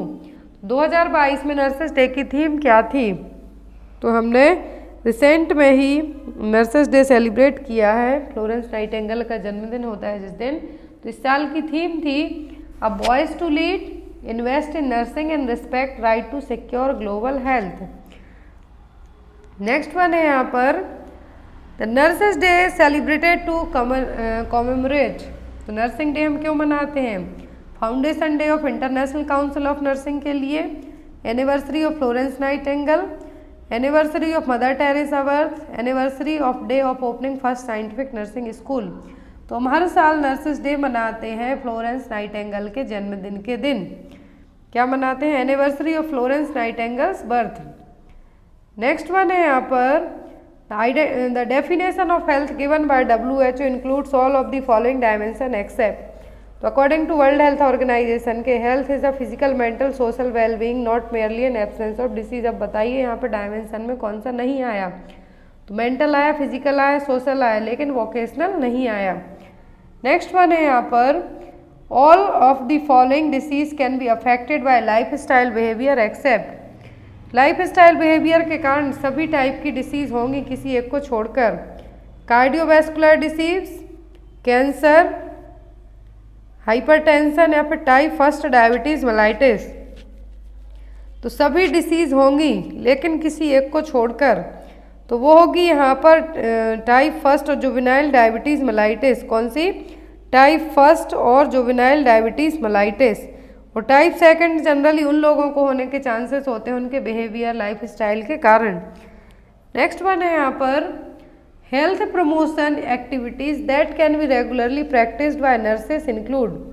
तो कौन सी हेल्थ प्रमोशनल एक्टिविटीज़ हैं जो नर्सेस रेगुलरली प्रैक्टिस करती हैं, motivating patient for healthy life style behaviour, regular psychological counselling of patient, counselling of family members, या फिर D all of the above. तो ये तीनों काम नर्सेस करती हैं अपनी प्रैक्टिस में। जब आप हॉस्पिटल में रहते हैं, पेशेंट के जो फैमिली मेम्बर्स हैं उनको भी समझाने का काम करते हैं, पेशेंट को साइकोलॉजिकल काउंसलिंग भी देते हैं, पेशेंट का जो बिहेवियर है लाइफ स्टाइल है उसके बारे में भी आप उसको मोटिवेट करेंगे। सो answer is the all of the above. Next one, the urinary output of patient is the best indicator of. तो तो पेशेंट का जो यूरिनरी आउटपुट है सबसे अच्छा किसका इंडिकेटर है? Severity of urinary tract infection, pressure, level of consciousness, status of kidney function या फिर स्टेटस ऑफ मेडिकेशन। तो पेशेंट का यूरिनरी आउटपुट यदि बेस्ट इंडिकेटर होगा तो किसका? किडनी का, कि किडनी प्रॉपर तरीके से काम कर रही है नहीं, किडनी में कोई प्रॉब्लम तो नहीं है। नेक्स्ट वन है यहाँ पर the fluid and electrolyte balance in a patient is easily assessed by. तो पेशेंट में फ्लूइड एंड इलेक्ट्रोलाइट बैलेंस हम कैसे असेस कर सकते हैं? बीपी से, पल्स रेट से, यूरिन आउटपुट से या फिर ऑल ऑफ दी अबव से। तो यहाँ पर आपका आंसर होगा all of the above. Blood pressure check करके भी पता चलेगा पेशेंट का बीपी हाई हो रहा है या लो हो रहा है, तो आपको पता चल जाएगा। पल्स रेट से भी और यूरिन आउटपुट से भी। नेक्स्ट वन है यहाँ पर using gloves is absolutely mandatory in which of the following patient care activity. तो किस केयर एक्टिविटी में आपको कंपलसरी है कि ग्लव्स पहन के ही आपको ये काम करना है?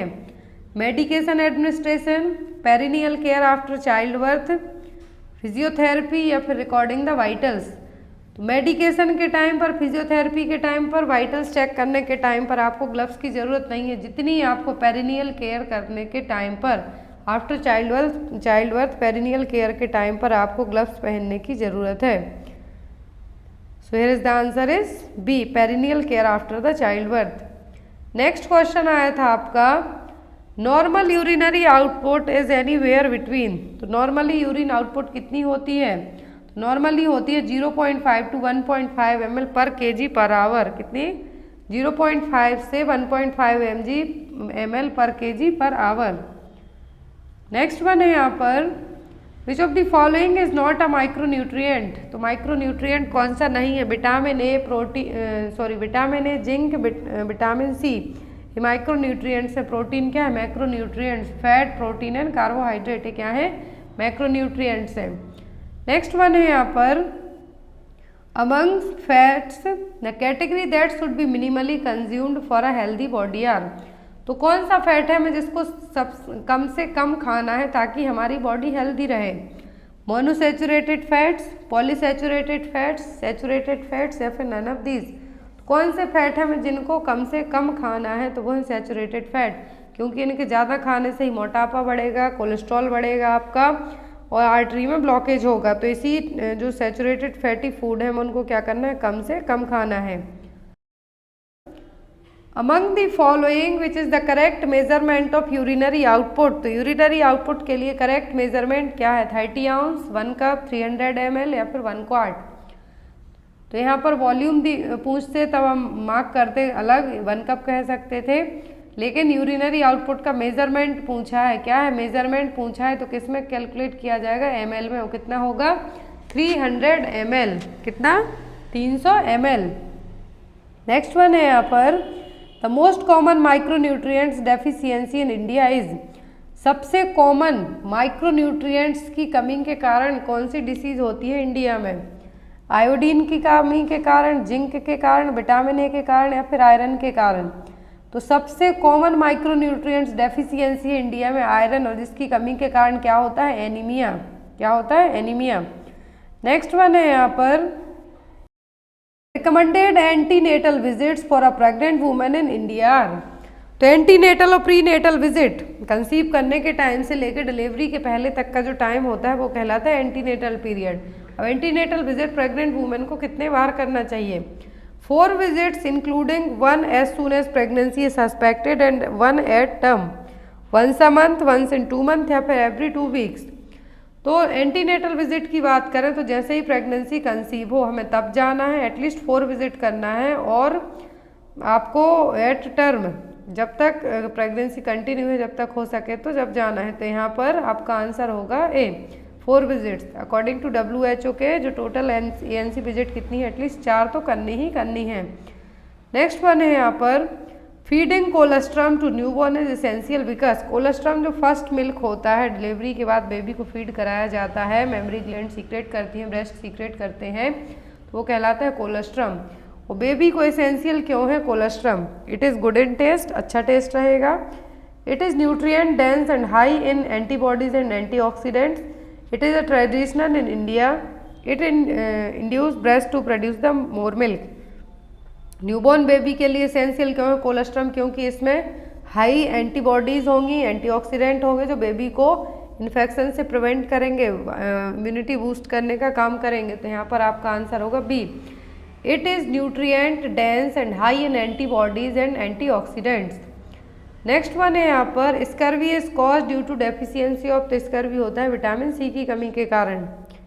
नेक्स्ट क्वेश्चन देखते हैं हम, विटामिन डी डेफिशिएंसी कॉज, तो विटामिन डी की कमी से क्या होगा, रिकेट्स होगा, ऑस्टियोमलेशिया होगा, ये दोनों होंगे। क्या होगा, रिकेट्स होगा, ऑस्टियोमलेशिया होगा, वेरी वेरी B1 के कारण होगा। और ड्राई आइस होंगी आपकी विटामिन ए की कमी के कारण, mouth ulcer generally vitamin C की कमी के कारण होते हैं। नेक्स्ट वन है यहाँ पर pulse oximeter is used to measure, तो पल्स ऑक्सीमीटर का यूज हम किसको मेजर करने के लिए करेंगे, तो oxygen saturation in blood, blood में कितना ऑक्सीजन लेवल है पल्स रेट के लिए, तो आपका आंसर भी होगा यहाँ पर C, both A and B. Next one है यहाँ पर रेंज ऑफ मोशन डेपिक्ट्स, तो रेंज ऑफ मोशन से क्या होगा आपको, exercise that move each muscles and joint, arc of movement of joint, direction of movement of limbs या फिर नन ऑफ दीज। तो रेंज ऑफ मोशन डिपिक्ट्स का मतलब है यहाँ पर ऐसी एक्सरसाइज जो आपकी ईच मसल्स और जॉइंट्स को मूव करने का काम करेंगी। नेक्स्ट वन है यहाँ पर for a patient with severe hearing disability the nurse should, तो यदि किसी पेशेंट को सीवियर हियरिंग डिसेबिलिटी सुनाई देने में प्रॉब्लम होती है तो एज अ नर्स आप क्या करेंगे, face the patient and speak clearly and distinctly, shout and use exergating mouth movements, keep silent, communicate with only family। तो ऐसे केस में आपको क्या करना है, पेशेंट के सामने जाके उसको क्लियर और इजी लैंग्वेज में बात करने की कोशिश करना है। तो यहाँ पर आपका आंसर क्या होगा, A, face the patient and speak clearly and distinctly.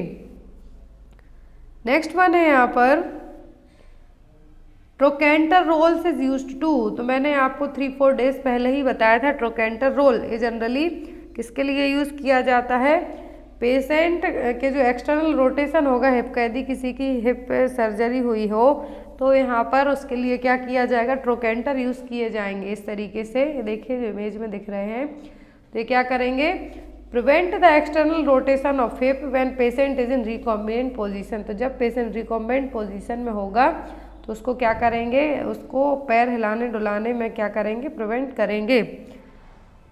Next one है यहाँ पर wrist drop is a condition in which, जो आपका हाथ है वो झुका हुआ टाइप का रहेगा, तो ये किसके कारण होगा, फीमर muscles of wrist and digit do not work, extensor muscles of wrist and digit do not work, abductor muscles या फिर एडक्टर मसल्स के कारण। तो ये होगा आपका एक्सटेंसर मसल्स के कारण। ये देखिए हाथ आपका ऐसा हो जाएगा, इसको क्या कहा गया, रिस्ट ड्रॉप, वो किसके कारण हो गए, एक्सटेंसर मसल्स के कारण। नेक्स्ट वन है यहाँ पर the best nursing practice to prevent ventilator associated pneumonia, तो यदि हमें वेंटिलेटर एसोसिएटेड निमोनिया को प्रिवेंट करना है किसी पेशेंट में तो as a nurse best practice क्या होगा, reduce exposure to mechanical ventilation, excellent oral care and subglottic suctioning, promoting early mobility या फिर ऑल ऑफ दीज। तो यहाँ पर आपका आंसर क्या होगा, all of these. Mechanical ventilation के एक्सपोजर को कम करेंगे हम, excellent oral care subglottic suctioning करवाएंगे और अर्ली मोबिलिटी को प्रमोट करेंगे जिससे पेशेंट का वेंटिलेटर हट सके। तो यहाँ पर आपका आंसर क्या होगा, D, all of these. Next one है यहाँ पर ideal solution for replacement of intravascular volume non haemorrhagic would be, यदि पर्सन नॉन हेमरेजिक है तो कौन सा सही सोल्यूशन होगा इंट्रावेस्कुलर वॉल्यूम के लिए, तो वो होगा आइसोटोनिक सोल्यूशन। कौन सा होगा, isotonic solution. Next one most common cause of PPH, तो पोस्टपार्टम हेमरेज का मोस्ट कॉमन रीजन क्या है, bleeding disorder, abruptio placenta, placenta previa या फिर अटोनिक यूट्रस। तो प्लेसेंटा प्रीविया तो एपीएच का मोस्ट कॉमन कॉज है और यहाँ पर जो पोस्टपार्टम हेमरेज का मेन कॉज है वो अटोनिसिटी ऑफ यूट्रस, यूट्रस की जो मसल स्टोन है वो क्या हो जाना, कमजोर हो जाना। नेक्स्ट वन है यहाँ पर Which of the following cells of the body are in almost constant mitosis, तो बॉडी की कौन सी सेल्स है जिनमें कॉन्स्टेंटली माइटोसिस देखने को मिलेगा, तो वो है स्टमक सेल्स। कौन सी, स्टमक सेल्स। नेक्स्ट है यहाँ पर the total lung capacity in a healthy adult mail is approximate, तो टोटल लंग कैपेसिटी होती है 6 लीटर मेल में कितनी होती है total normal lung capacity 6 litre. Option में क्या है 500 ml, 5000 ml, 600 ml या फिर 6000 ml। तो आपका आंसर क्या होगा, आपका आंसर होगा यहाँ पर 6000 ml या फिर 6 लीटर हम कह सकते हैं। तो अकॉर्डिंग टू ऑप्शन के जाएंगे कितना होगा 6000 ml। नेक्स्ट वन है यहाँ पर which among the following is an example of an isotonic intravenous solution. तो आइसोटोनिक इंट्रावीनस सोल्यूशन का एग्जाम्पल क्या है, dextrose normal saline DNS, 10% dextrose, 0.45% NaCl या फिर रिंगर लैक्टेट। तो यहाँ पर आपका जो आंसर होगा वो क्या होगा, वो होगा Ringer lactate. Isotonic intravenous solution का जो एग्जाम्पल है वो क्या है, रिंगर लैक्टेट। नेक्स्ट वन है यहाँ पर WHO declared the 2019 novel coronavirus outbreak as a public health emergency of international concern on। World Health Organization ने 2019 में जब कोविड-19 फैला था, 2019 नोवेल कोरोना वायरस आउटब्रेक हुआ था, पब्लिक हेल्थ इमरजेंसी घोषित की थी, वो भी इंटरनेशनल लेवल पर। तो कब की थी, वो की थी जनवरी 30, 2020 को। कब की थी, 30 जनवरी 2020 को। नेक्स्ट वन है यहाँ पर in which of the following client is a rectal temperature most usually contraindicated. तो कौन से क्लाइंट हैं जिसमें रेक्टल टेम्परेचर हम नहीं लेंगे, client who has had a myocardial infarction, client with Parkinson's disease, client who is prone to seizures, client with neuropathology associated with diabetes. तो ऐसे केस में हम क्या करेंगे, रेक्टल टेम्परेचर हमें नहीं लेना है, तो वो है यहाँ पर मायोकार्डियल इंफ्रैक्शन, क्योंकि यहाँ पर वैगस नर्व में कंडक्शन देखने को मिलेगा। जब कंडक्शन होगा तो ये ब्लड प्रेशर को भी फ्लक्चुएट करने का काम करेगी, क्योंकि वैगस नर्व क्या करती है, पल्स रेस्पिरेशन और आपका जो हार्ट रेट है उसको कंट्रोल करने का काम करती है। तो इसमें मायोकार्डियल इंफाक्शन के पेशेंट में क्या करेंगे, कभी भी रेक्टल टेम्परेचर हम नहीं लेंगे। नेक्स्ट वन है यहाँ पर in meiosis how many daughter cells are produced. तो मियोसिस में कितनी डॉटर सेल्स प्रोड्यूस होंगी, तो मियोसिस में जो डॉटर सेल्स प्रोड्यूस होंगी वो होंगी टोटल 4। नेक्स्ट वन है यहाँ पर which hormone produced by the ovaries inhibit the secretion of follicular stimulating and luteinising hormone. तो ओवरी कौन सा हार्मोन प्रोड्यूस करेगी जिससे FSH और LH के सीक्रेशन को इनहिबिट किया जा सके, कम किया जा सके, प्रोजेस्टेरोन, एस्ट्रोजन, इनहिबिन या फिर GnRH। कौन सा हार्मोन ओवरी रिलीज करेगी जिससे हम LH और FSH के लेवल को क्या कर पाएंगे, इनहिबिट कर पाएंगे, तो वो है एस्ट्रोजन हार्मोन। नेक्स्ट है यहाँ पर the enzyme pepsin digest which dietary component. तो जो पेप्सिन एंजाइम है कौन से डाइटरी कंपोनेंट को क्या करेंगे, डाइजेस्ट कर जाएंगे, प्रोटीन को, फैट को, कार्बोहाइड्रेट को कि विटामिन्स को, तो ये करेंगे प्रोटीन्स को। नेक्स्ट वन है यहाँ पर the most evident tissue in the human body, मतलब सबसे ज़्यादा कौन से टिश्यू हैं ह्यूमन बॉडी में, एपिथेलियल, कनेक्टिव, नर्वस या फिर muscles tissue. Most evident tissue कहलाते हैं कनेक्टिव टिश्यू, कौन से, कनेक्टिव टिश्यू। नेक्स्ट है यहाँ पर quality assurance in nursing is concerned with. तो क्वालिटी एश्योरेंस है नर्सिंग में वो क्या है, adequacy of care, practice rating, standard of practice या फिर ऑर्गेनाइजेशनल प्रैक्टिस। तो यहाँ पर क्वालिटी एश्योरेंस है नर्सिंग की वो क्या है, standard of practice. Next one है यहाँ पर deformity of which bone resulting in Sprengel shoulder. तो स्प्रैंगल शोल्डर में क्या होता है कि जो आपकी स्कैपुला है, क्या है, स्कैपुला है, एक साइड स्कैपुला बहुत ऊपर साइड रहेगी और एक साइड नीचे रहेगी, तो इसको क्या कहेगा, स्प्रैंगल शोल्डर। तो यहाँ पर जो डिफॉर्मिटी है किस बोन की, तो है स्कैपुला की। नेक्स्ट वन है यहाँ पर small pox vaccine was invented by. तो स्मॉल पॉक्स वैक्सीन की खोज किसने की थी, लुईस पास्चर ने, पॉल एग्विन ने, एडवर्ड जेनर ने या फिर जॉन स्नो ने। तो स्मॉल पॉक्स वैक्सीन की खोज की थी किसने, एडवर्ड जेनर ने। नेक्स्ट वन है यहाँ पर अमीबियासिस इज ट्रांसमिटेड थ्रू। तो अमीबियासिस का ट्रांसमिशन मोड क्या है, फीकोरल रूट, वेक्टर बॉर्न, पेरेंट्रल या फिर एयरबॉर्न। तो अमीबियासिस का जो रूट है वो कौन सा है, तो वो फीको ओरल रूट। कौन सा रूट है, फीको ओरल रूट। नेक्स्ट क्वेश्चन यहाँ पर maximum amount of vitamin D is found in which among the following. ये क्वेश्चन बहुत सारे एग्जाम में आया है, कहीं आता है कि कहाँ पे स्टोर होगा, कहीं आता है कि किससे मिलेगा। तो सबसे ज़्यादा विटामिन डी किससे मिलेगा आपको? लिवर से, चीज़ से, एग योक से या फिर कॉड लिवर ऑयल से। तो सबसे ज़्यादा आपको विटामिन डी मिलेगा कॉड लिवर ऑयल से। किससे? कॉड लिवर ऑयल से। तो यहाँ पर आपका आंसर क्या होगा? Cod liver oil. नेक्स्ट है यहाँ पर question 3Ds diarrhoea, dementia, dermatitis are the characteristics of which among the following. तो 3D सिम्टम किसके हैं? डायरिया, डिमेंशिया, डर्मेटाइटिस, थायमीन के, बायोटिन के, नियासिन के या फिर राइबोफ्लेविन के। तो ये तीनों सिम्टम है पेलाग्रा के। और ये किसकी कमी के कारण होता है पेलाग्रा? तो होता है नियासिन की कमी के कारण। फिर is the right answer is C, niacin. Next one है यहाँ पर surgical operation in which an opening is made through the abdominal wall to enable discharge of waste into the ileum, to enable discharge of waste without passing through the colon is. तो इसका answer क्या होगा? Ileostomy, gastroscopy, arthroscopy या फिर vasectomy. तो यहाँ पर ilium की बात हो रही है और यहाँ पर क्या करना है कि एक इंसिजन सर्जिकल ऑपरेशन के थ्रू क्या करना है, हमें एब्डोमिनल वॉल को इनेबल करना है, जो डिस्चार्ज है वो इलियम में ना जाए। तो क्या है वो? इलियोस्टोमी। क्या है? इलियोस्टोमी। नेक्स्ट वन है यहाँ पर which of the following clients complaint require immediate nursing intervention. तो कौन से क्लाइंट के लिए हमें तुरंत है जो देखने की ज़रूरत पड़ेगी? 40-year-old client with sharp severe pain due to renal stone not relieved by analgesics, 35-year-old client with fracture femur complaining of sharp chest pain, या फिर both A and B, या फिर a client with ulcerative colitis having lower abdominal pain। तो कौन सा case है जिसमें हमें पेशेंट को तुरंत देखना है? तो वो है यहाँ पर 35 साल का क्लाइंट जिसको फीमर फ्रैक्चर है, साथ ही साथ में चेस्ट पेन भी स्टार्ट हो रहा है। तो हो सकता है थ्रोम्बोटिक के कारण ना हो रहा हो डेवलप। तो यहाँ पर आपका आंसर क्या होगा? बी।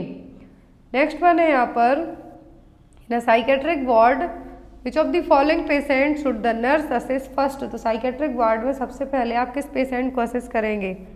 फर्स्ट ऑप्शन है a patient suffering from chronic schizophrenia who is withdrawn. दूसरा है patient with acute anxiety attack. Third है एग्रोफोबिया का पेशेंट जो पूरे दिन रूम में है। लास्ट डिप्रेशन का पेशेंट जिसको कॉन्स्टिपेशन हो रहा है। तो यहाँ पर आप सबसे पहले असेस करेंगे जिसको एंजाइटी अटैक आ रहा है, बाकी को आप बाद में भी चेक कर सकते हैं। तो यहाँ पर आपका आंसर होगा patient with an acute attack of severe anxiety.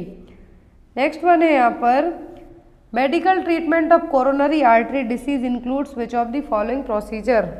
तो मेडिकल ट्रीटमेंट कहाँ है? मेडिकल में आएंगी आपकी, सर्जिकल में आएगा cardiac catheterisation, coronary artery bypass grafting, percutaneous transluminal coronary angioplasty. ये आप नहीं कर सकते, जो कार्डियोलॉजिस्ट है वो करेंगे, डॉक्टर्स करेंगे। मेडिकल ट्रीटमेंट में आएंगी ओरल मेडिकेशन, आप जाके उसको ओरली मेडिकेशन खिला सकते हैं। तो किस में आएगा? ओरल मेडिकेशन में।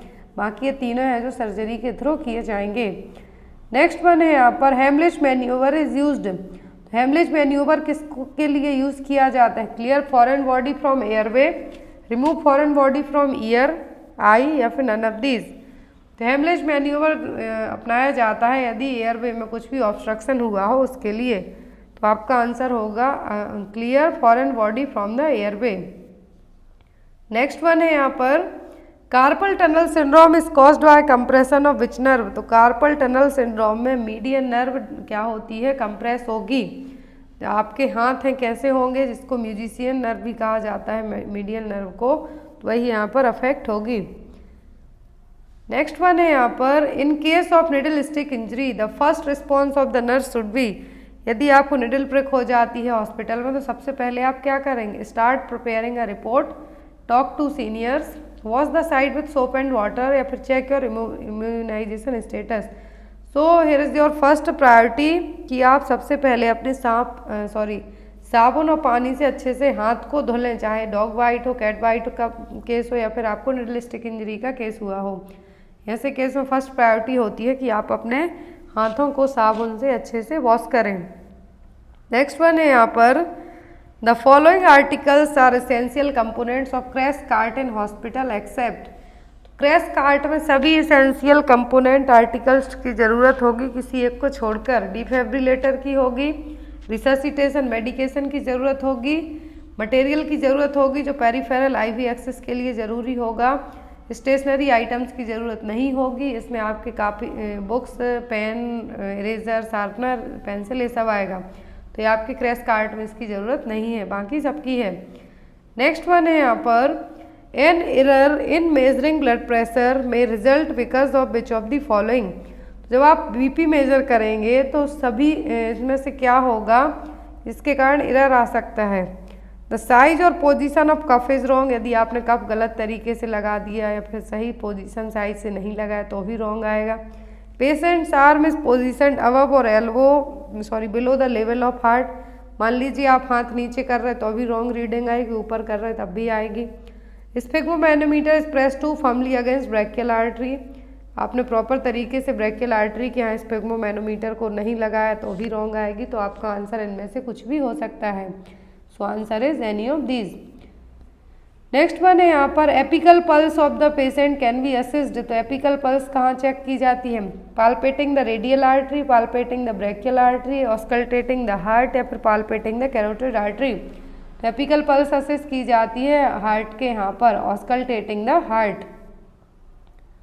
नेक्स्ट है यहाँ पर bed side assessment of respiration bye nursing professional includes all of the following accept. Bed side assessment सभी है, किसी एक को छोड़कर। रेस्पिरेटरी रिदम पैटर्न रेगुलरिटी, तो ये आप चेक करेंगे। डेप्थ ऑफ ब्रीदिंग भी आप चेक करेंगे। एफर्ट्स, सांस लेने में कितने एफर्ट्स लग रहा है वो चेक करेंगे। लेकिन यदि चेस्ट इंजरी की बात हो रही है तो वो डॉक्टर का काम है, वो आपका काम नहीं है। Assessment of any injury to chest ये काम डॉक्टर करेंगे, लेकिन आपका काम क्या होगा कि जो रेस्पिरेटरी रिदम पैटर्न रेगुलरिटी है, ब्रीदिंग डेप्थ कितनी है, कितने एफर्ट्स लग रहे हैं, ये सब आप चेक कर सकते हैं। नेक्स्ट वन है यहाँ पर what should be the nurse immediate decision on physicians order of give 1 unit of blood intravenously. तो यहाँ पर इमीडिएट डिसीजन होगा फिजिशियन ऑर्डर का कि कहा गया है कि give 1 unit of blood intravenously, ivy route से आपको क्या करना है, ब्लड देना है। तो सबसे पहले आप क्या करेंगे, prepare the patient, collect blood unit and clarify the order with the physician prior to administer, seeking assistance from the head nurse, collect blood unit and transfuse the patient, clarify the order with physician, prepare the patient and collect the blood unit. सबसे पहले आपको क्या करना है, patient को prepare करना है, blood unit से ब्लड कलेक्ट करना है, ऑर्डर को क्लैरिफाई करना है, एंड देन जो चीज़ें फिजिशियन ने कही हैं उनको हमें एडमिनिस्टर करना है। नेक्स्ट वन होगा यहाँ पर आपका question when should the baseline vital science be recorded before initiating blood transfusion. तो जब आप ब्लड ट्रांसफ्यूज कर रहे हैं उसके कितने टाइम के पहले आपको वाइटल साइंस चेक करने हैं? Within 30 minute, within 1 hour, within 1.5 hour या फिर विदिन 2 आवर। तो बिफोर 30 मिनट्स क्या है, विदिन 30 मिनट्स के हमें जब भी ब्लड ट्रांसफ्यूज कर रहे हैं उसके एटलीस्ट विदिन 30 मिनट्स के पहले हमें क्या करना है, वाइटल साइंस को रिकॉर्ड करना है। Next one, a nurse should check the availability and patency of any intravenous access line. तो यहाँ पर नर्स को पेटेंसी है जो आईवी एक्सेस की कब चेक करना है, before bringing blood unit to ward, after bringing blood unit to ward, while transfusing the blood if not required to be done. तो आईवी रूट से जब हमें क्या करना है, आईवी लाइन को चेक करना है, तो कब करना है, जब ब्लड ट्रांसफ्यूज करने वाले हैं उसी टाइम पर हमें क्या करना है, चेक करना है। So answer is the blood transfusing while transfusing the blood. Next one है यहाँ पर evidence based clinical practice recommendation of nursing care of acute stroke patients includes all of the following except. तो यहाँ पर patient क्या acute stroke का patient है, तो यहाँ पर सभी चीज़ें एविडेंस बेस्ड क्लिनिकल प्रैक्टिस के बेस पर क्या है, रिकमेंड की जा रही हैं, किसी एक को छोड़कर। रैपिड आइडेंटिफिकेशन एंड ट्रियाज, तो ये आपको करना है। Enable delivery of relevant time critical treatment, observe the patient, rapid transfer to acute stroke unit for ongoing assessment and provision of further treatment. Acute stroke का पेशेंट है, यहाँ पर क्लिनिकल प्रैक्टिस में एज अ नर्स आप क्या करेंगे, तो identify करना है रैपिडली, पेशेंट को ऑब्जर्व करना है और उसको तुरंत स्ट्रोक यूनिट में ट्रांसफ़र करना है, जिससे उसको प्रॉपर तरीके से ट्रीटमेंट मिल सके। तो नहीं करना है वो क्या है, enable delivery of relevant time critical treatment. Next one है यहाँ पर the first priority in emergency department management of acute burn injury would be. तो फर्स्ट प्रायोरिटी पूछिए, बर्न पेशेंट है, पेशेंट कैसा एक्यूट बर्न पेशेंट है, तो जब भी फर्स्ट प्रायोरिटी पूछी जाती है तो आपके दिमाग में आना चाहिए airway, breathing and circulation. After that आप फ्लूइड रिप्लेस कर सकते हैं, वुंड क्लीन कर सकते हैं, लेकिन फर्स्ट प्रायोरिटी होगी आपकी maintaining the airway, breathing and circulation, then after fluid replacement therapy. Next one है यहाँ पर in clinical situation which method for hand hygiene is to be preferred. तो क्लिनिकल सिचुएशन का मतलब है कि आप ड्यूटी पर हैं, कोविड के पेशेंट की आप देख रेख कर रहे हैं, तो ऐसे केस में आप क्या करेंगे, wash with soap and water, use alcohol based hand sanitiser, clean your hand only when it is visibly soiled, या फिर नन ऑफ दी अबव। तो क्लिनिकल सिचुएशन का मतलब है कि आप हॉस्पिटल में हैं या फिर कहीं पर भी हैं, तो ऐसे केस में आपके पास क्या होना चाहिए, एल्कोहल बेस्ड हैंड सैनिटाइजर से आप अपने हाथों को क्लीन करके रख सकते हैं, सैनिटाइज करके रख सकते हैं। नेक्स्ट वन है यहाँ पर for hand hygiene procedure which parameters are most important. तो हैंड हाइजीन के लिए time duration of hand washing, आप कितनी देर तक अपने हाथ वॉश कर रहे हैं, टेक्निक ऑफ हैंड वॉशिंग, कौन सी टेक्निक से हाथ धो रहे हैं, फ्रिक्शन कर रहे हैं कि नहीं, कौन सी साबुन यूज़ कर रहे हैं, सब आएगा। तो यहाँ पर आंसर होगा आपका both A and B. Next one है यहाँ पर which nursing intervention would best prevent development of deep vein thrombosis pulmonary embolism in a post surgical patient. Post surgical patient में आप किसी पेशेंट में डीबीटी या फिर पल्मोनरी एम्बोलिज्म को कैसे प्रिवेंट कर सकते हैं कि ये ना हो। Hydration and physical movement of patient, psychological counselling से, बेड मैनेजमेंट से, या फिर कीपिंग पेशेंट वार्म। तो किसी सर्जरी हुई है किसी पेशेंट की भी, पोस्ट सर्जिकल पेशेंट है, तो डीबीटी और पल्मोनरी एम्बोलिज्म को हम प्रिवेंट करेंगे कि वो प्रॉपर तरीके से हाइड्रेट रहे, फिजिकली मूवमेंट करे, जिससे बॉडी में क्या हो कि जो एम्बुलस है या फिर थ्रोम्बस है उसका फॉर्मेशन, तो थ्रोम्बस का फॉर्मेशन नहीं हो पाएगा। नेक्स्ट वन है यहाँ पर a patient of anaemia with haemoglobin of 7 g/% has been advised iron injection is preferred therapy by the physician on being given the prescribed injection by intramuscular route. The patient suddenly develops breathlessness, nausea, hypotension. What should be the most probably cause? यहाँ पर देखिए 7 g/% क्या है, haemoglobin level है, iron के injection दिए गए, injection देने के बाद उसको IM रूट से इंजेक्शन दिया गया आयरन का, उसके बाद उसको क्या हो रहा है, उसका BP लो हो रहा है, नोजिया हो रहा है, ब्रीथलेसनेस हो रही है। तो ये सभी किसके साइन है, ये सभी यहाँ पर एनाफ्लेक्टिक रिएक्शन के साइन है। तो यहाँ पर आपका आंसर क्या होगा, सी, एनाफिलैक्सिस। ऑप्शन में था रॉन्ग साइड ऑफ इंजेक्शन को सही दिया, IM रूट से दिया जाता है, रॉन्ग टेक्निक ऑफ इंजेक्शन, एनाफ्लेक्टिक या फिर हार्ट अटैक, लेकिन यहाँ पे BP लो हो रहा है, नोजिया हो रहा है, ब्रीथलेसनेस हो रही है इंजेक्शन के बाद, तो सभी कैसे हैं, एनाफ्लेक्टिक साइन है। Next one, normal rectal temperature is typically. तो जब हम रेक्टम से टेम्परेचर लेते हैं एज कम्पेयर टू ओरली, तो क्या डिफरेंस रहेगा, lesser than oral temperature, equal to oral, greater than oral, या फिर no relation to oral temperature. तो हमेशा रेक्टल टेम्परेचर 1.1 है जो ज़्यादा ही आता है ओरल के। तो इसीलिए जब हम कैलकुलेट करते हैं तो यदि ओरल टेम्परेचर कितना आया है आपका 99.8 आया है और रेक्टल कितना आया है 99.9 आएगा, तो हमेशा रेक्टल टेम्परेचर ज़्यादा रहेगा ओरल से। नेक्स्ट वन है यहाँ पर, if a patient is complaining of orthopnoea it is best to make him. तो यदि पेशेंट को ऑर्थोपनिया है तो यहाँ पर सही तरीका क्या होगा, lie down straight on bed, sit on bed in upright position, walk around in the room, या फिर बी इन एनी पोजीशन। तो ऑर्थोपनिया का पेशेंट है तो वो सही तरीके से सांस तभी ले पाएगा जब उसको आप अपराइट पोजीशन में बिठा के रखेंगे। नेक्स्ट है यहाँ पर, the best strategy to prevent cannula site infection is. तो कैन्युलर साइट इन्फेक्शन को प्रिवेंट करने के लिए बेस्ट स्ट्रेटजी कौन सी है, periodic training of health care professional, use of hand hygiene and aseptic technique of insertion, skin antisepsis, frequent change of cannula. तो cannula site में हम इन्फेक्शन प्रिवेंट कर सकते हैं कैसे? आप अपने हाथों को प्रॉपर तरीके से हैंड वॉश कीजिए, देन आफ्टर सेप्टिक टेक्निक के थ्रू क्या कीजिए, कैन्युला को इंसर्ट कीजिए। नेक्स्ट है यहाँ पर immediate nursing care activities for an unconscious patients includes all of the following except patient बेहोश है, अनकॉन्शियस है, तो सभी चीज़ें करना है आपको नर्सिंग केयर के तौर पर, किसी एक को छोड़कर। पेशेंट का आपको फ्लूइड इलेक्ट्रोलाइट बैलेंस मेंटेन करना है, एयरवे पेटेंसी मैनेज करना है, मेडिकेशन देना है, लेकिन न्यूट्रिशनल लेवल को आप बाद में भी मैनेज कर सकते हैं। तो यहाँ पर आपका आंसर होगा C, maintaining the nutrition. Next one है यहाँ पर early indicator of hypoxia in a patient, tissue में ऑक्सीजन का लेवल कम होना हाइपोक्सिया है। अर्ली इंडिकेटर क्या होगा? अर्ली इंडिकेटर होगा एंजाइटी एंड रेस्टलेसनेस। क्या होगा? लेट में आएगा साइनोसिस, लेकिन अर्ली पूछा है क्या? Anxiety and restlessness. Next one है यहाँ पर the first response of a nursing on noticing suspected blood transfusion reaction.